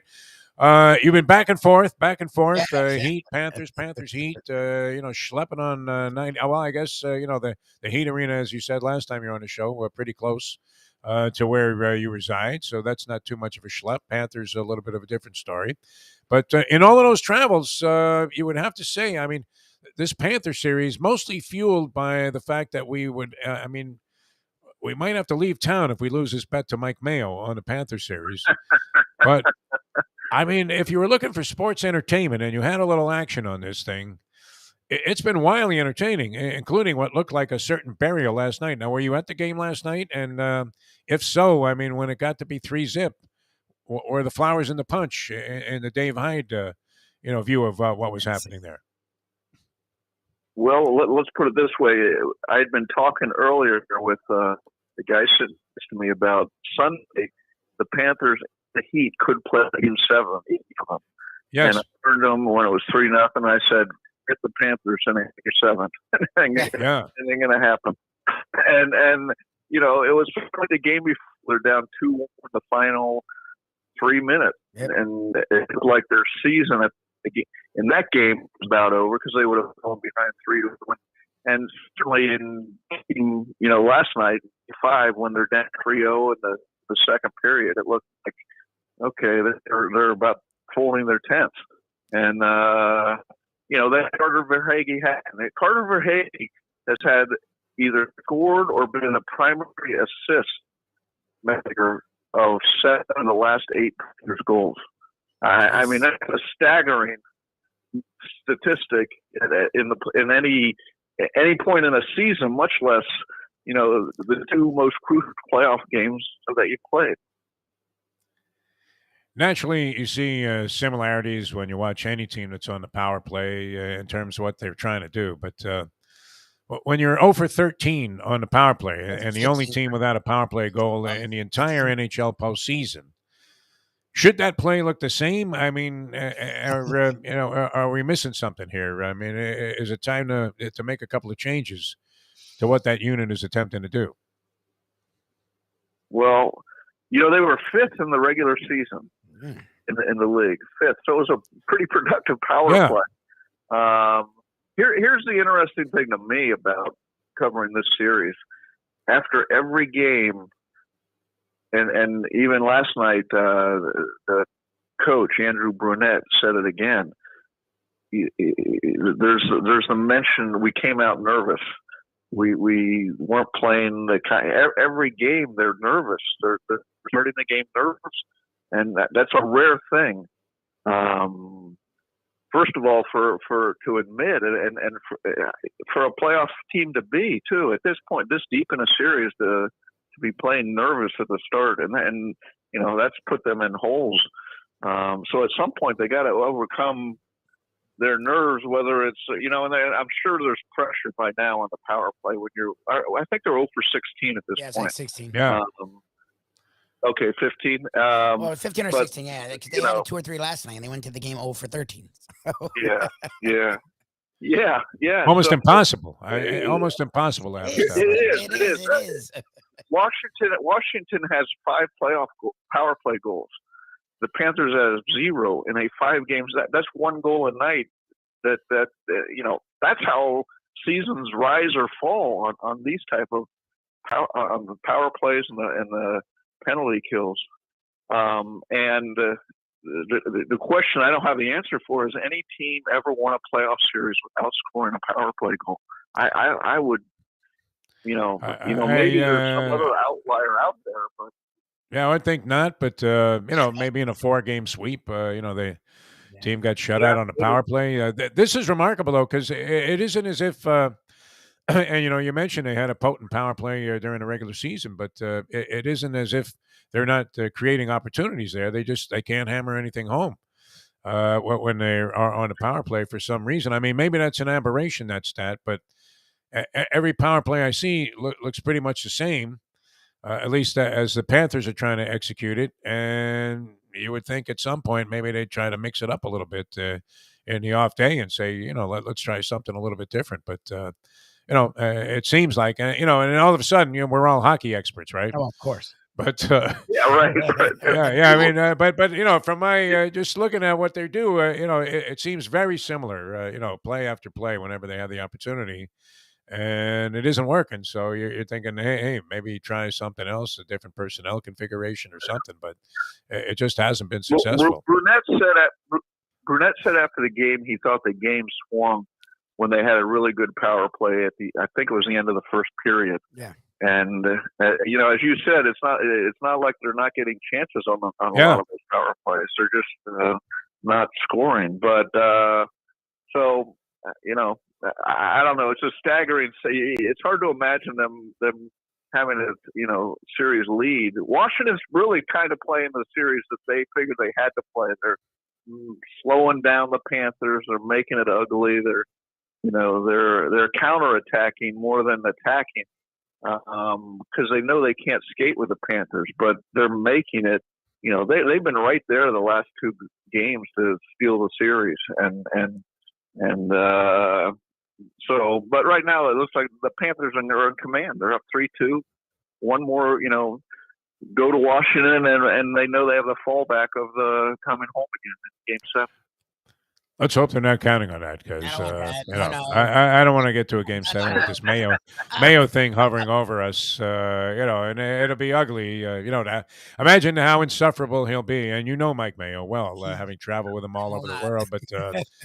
How insufferable is this guy going to be if we have to wait a year, for another chance to, be right on this proposition bet? All right, the Miami Heat. I mean, go ahead, Dave. at 3:00 last night, you must have got a text from Mayo. Oh, no, we got a lot of them. I didn't even pick up my phone. I actually had You're not thrown going it in the back seat of the car when I was driving home because I heard it going off there. But that it mounted to come back, and that pretty much silenced Mayo for at least the time being. And you know, as I said, what was he always like that? Just grumpy and insufferable. You know, I mean, guys lived a pretty charmed life there. He's always been awful. He's always been awful. Yeah. And you know what? Sour. He knows wine too. He's the one who has to pick out the wine at dinner because he knows what good wine is. He's a sommelier all of a sudden, this guy. Yeah, he was eating chicken wings at the Anchor Bar and thinking that was a delicacy at one time, and now all of a sudden he's Mr. Food. It's unreal. Yeah. All right, let's get into the heat a little bit, Dave Hyde. Dave Hyde, South Florida Sun Sentinel, outstanding columnist with us here, and has won virtually every award. Did the cachet of awards that you've won include the Pulitzer yet, or no? I don't want to cheese you out of a Pulitzer Let me look Prize. at my mantle. No you know, Pulitzer? I guess I never thought of it, but I guess I haven't won the Pulitzer. No, I have not. I'm a sports writer. Sports writers don't win Pulitzers. No, you wouldn't think so, but you know, there may have been one. I don't know. Red Smith get like an honorary Pulitzer Prize at some point. Yeah. One of those guys. Jim Murray, maybe. All right, Dave Hyde with us, though. Quite a distinguished columnist in his own right. Miami Heat, they lose those 2 games in Philly. We see the difference with Embiid in there, and it looks like that's only going to escalate his effectiveness. And then they throw in a stinker. I mean, you would have thought that they were out with Allen Iverson all night on South Beach the night before the game, or the day of the game, because they came in with nothing against the Miami Heat, who suddenly resurrected their game from the grave and looked like themselves again as the number 1 seed in the East. Philadelphia actually favored tonight by 2 and a hook. I find that a little surprising after what we saw in game number 4 or game 5. What do you think? I mean, is that a sucker bet? Did the Heat find their game? And it does look like Philadelphia is damaged goods at this point with Embiid getting knocked around like Jerry Quarry. Yeah, I mean, you saw how weak-minded Philadelphia was when, you know, they just disappeared in Game 5, and Doc Rivers is begging them on the bench in the first quarter to play hard. I mean, are you kidding me? Your season's on the line. This is the biggest game of the year, and your coach is having to beg you to play hard. I mean, so it's just a weird dynamic. You know, remember, this is a franchise that didn't have room for Jimmy Butler. They made other options.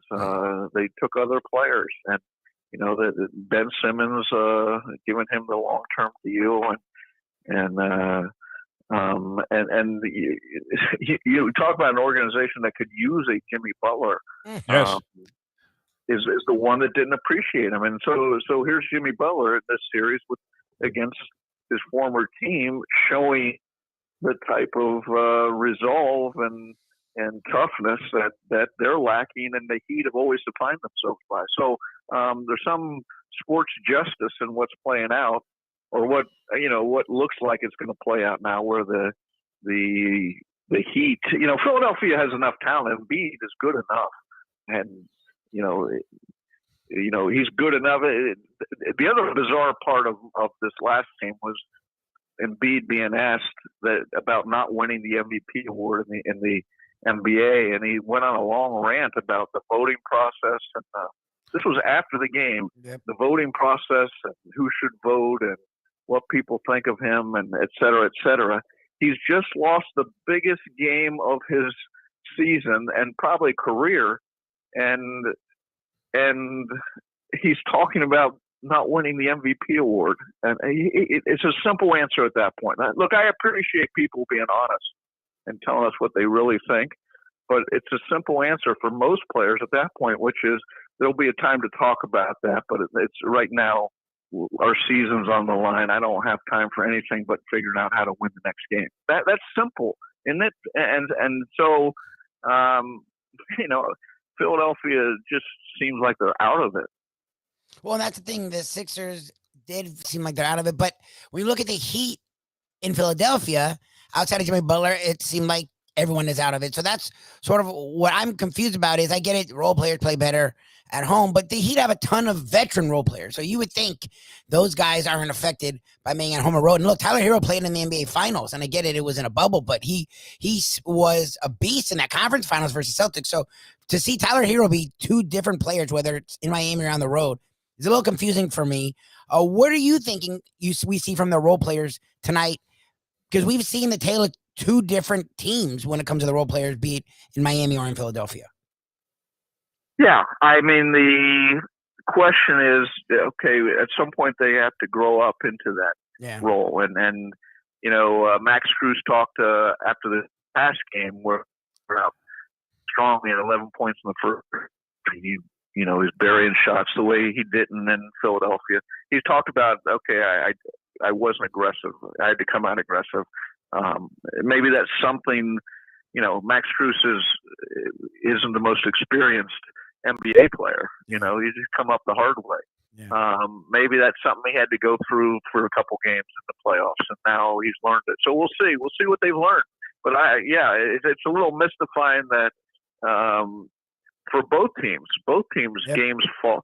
Look at Danny Green. Danny Green's been around forever. He was beating and losing to the Heat back with the big three when he was with the San Antonio Spurs, and his shooting percentages are crazy. At home, it's like he can't miss, and on the road, he can't make it. So some of it I don't understand at all, but I think the Heat should be ready to put together a good game on the road right now. That's what I'm thinking too. I'm going to go ahead. Take Dave Gregory's advice and play the Heat on the money line in a game tonight. And I'm sort of mystified that Philadelphia is favored just based on this last ball game, because it seemed like their game was in such decline and Embiid was getting pounded so badly. And the Heat finally got a response, like Lubie said, from some of these guys that disappeared in the two games in Philadelphia. And you're thinking that should embolden them to go out there and maybe do their thing again, which should be good enough to beat them. Because, as Yogi Berra would say, when you look at the Miami Heat, they got deep depth. And, that's, a big asset over the Philadelphia 76ers in the series, especially if Embiid is not going to be anywhere close to 100%. And then James Harden, you never know with this guy, right? I mean, he doesn't have the explosiveness that he had previously. He had that one big fourth quarter when Philly won Game 4, but then right back to missing persons, list and all points bulletins being put out for his play in game number 5. Dave, always a pleasure. November for the book. Great stuff on Jimmy Johnson. I know it has to be one of the more entertaining aspects of your brilliant career to be hanging with the Jimmer and going over all of these different things about his life and his career. So should be a fascinating read when it comes out in November.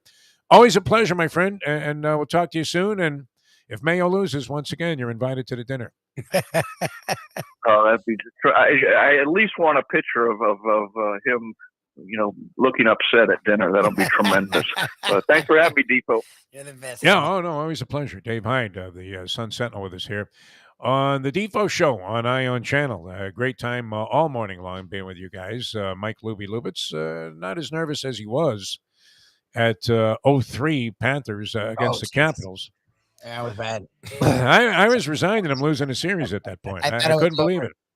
It's so funny because Mayo, he starts bragging. I'm like, dude, you're the one that's been back and forth. Defo and I, since game 1, have been sort of, he's like, oh, it's not over. I'm like, it's over. The game's over. The series is over. It's over. I was watching the Celtics and Bucks at that point, and then he keeps texting me, you sure? And then I check the score, 3-1. Nah, whatever. It's over. Bobrovsky sucks. And then he texted me again, really? And I'm like, 3-2. I'm like, oh, shit. Well, that's why I didn't think they could lose this, because of that explosiveness that they exhibited there once they were down 3-0. But they had that going all season long. I mean, at different times, not just when they were in the hole, but, they were putting up monster numbers in terms of goals. The highest scoring team in the highest scoring year in NHL. Yep. I don't know if it's NHL history, but certainly recent history. I mean, whatever the stats are, all teams overall scored way more than they had in, I want to say league history, and the Panthers were the leaders among all of them. and had a lot of different sources there for scoring. This Verhaeghe's been great all season. The kid that was the star of last night's game with a couple of goals. So we escaped again, Lubie. I know. Yeah. It's like, the great escape here. I feel like Steve McQueen on a motorcycle. And then there's that startled look when you look out of the tunnel there and go, what do you mean we're short of the woods? We weren't supposed to get shot at, discovered, exposed. We were supposed to be in there behind the trees there like we were Sergio Garcia looking for that errant shot and cursing out and condemning the PGA, which you see what's going on here? Big war with the Saudi thing. Oh, the Saudi thing, yeah. Greg Norman had some comments that he might want to walk back. He, of course, is spearheading this Saudi golf effort. I think it's called the Live Tour, LIV, or is it that like 40 or something? I don't know. Whatever it is. Saudi-backed money. They're offering tremendous appearance fees. Any PGA player would want to play. Any European Tour player would want to play there for just the guaranteed money alone. And Norman has a bunch of things about, well, you know what? All countries make mistakes. He was talking about the Khashoggi massacre, where they had this guy come to the embassy and they murdered him. Orders from whomever, somebody in the hierarchy there said, we don't want to see this guy around here no more. He's opening up a big mouth. Yep. They chopped this guy into little pieces, and Norman kind of excuses it away by saying, all countries make mistakes. The United States had slavery. Yeah, we did. And then we're still living with it today. That's not a mistake. That was a conscious effort. And it's not the first time they've done it. And it's not going to be the last time. No. Yeah. Not an easy position to defend. Let's put it that way. When, because they were talking about how he's doing sports washing of the atrocities and the inhumane things that go on with the Saudi government. Yeah. That's literally what this tour is. And it's why you've seen like 3 golfers do it. There's enough money in it where they all should go, but they're all like, yeah, that's not going to be good for my brand. A lot of pros, though, requested the release that they would need to go for this tournament that is going to open up the 8-tournament sweep, 5 of which are in the United States, if they indeed go through with this thing. I don't know. What are they going to do if nobody plays? And the PGA Tour said, you go play there, you know what? Forget about it, man. Yeah, exactly. Do you think Phil is going to see the light of day again here? No. No. I mean, that's bad. The stuff that they've done over there, it's not even... We don't even talk about it. That's how bad it is. It's a joke. What they do. Such ugliness, as the maitre d' used to say at the Dharma Greb restaurant there, that Moroccan place I worked in Los Angeles. All right, that's going to do it for us. A lot of fun being with you tomorrow. Degenerate Friday, the professor. Yes, sir. And Mr. Mike Mayo, the Gambling Gourmet, will be with us. I was going to ask Dave Hyde, Geno's or Pat's, but most people say neither now. Neither, yeah. We're talking about cheesesteaks in Philadelphia. There are a couple of other places that far and away eclipse what everybody experiences there. Yep. I think people just go there because they treat you like an asshole, right? If you don't know what to order. They'd hate me. Do you like those kind of places where it's like the soup Nazi? No, I'm super indecisive. They'd hate me. Yeah. Oh my God. Imagine a Mustang where there's substitutions. No onion, Velveeta. I'm not sure. Is there gluten in Velveeta? Yeah, your wife doesn't give a shit. My God. Fire a cheesesteak right at her. Let's hope for the best tonight, Aaron. Never mind the cheesesteak. I think I may have a cheesesteak in honor of the heat tonight. I have a lot of things. Oh, God. Please. Yeah, that new joint on Federal. All right, we'll see you tomorrow. Degenerate Friday. The Gambling Gourmet, Mike Mayo, and the professor are going to be with us, and we'll have all kinds of different things happening on that program. Always great being with you. Can't believe another week has flown by. Thanks to the people at Hialeah Park, Jimmy Johnson's Big Chill, and all of our fine sponsors. Really appreciate the support on the program. For Mike Lubitz, I'm Jeff Deforrest, and we'll see you tomorrow at 7 as we leave you know that. The time. It's 9:03. Let's go to eat a damn snack. Look what they done to my soul.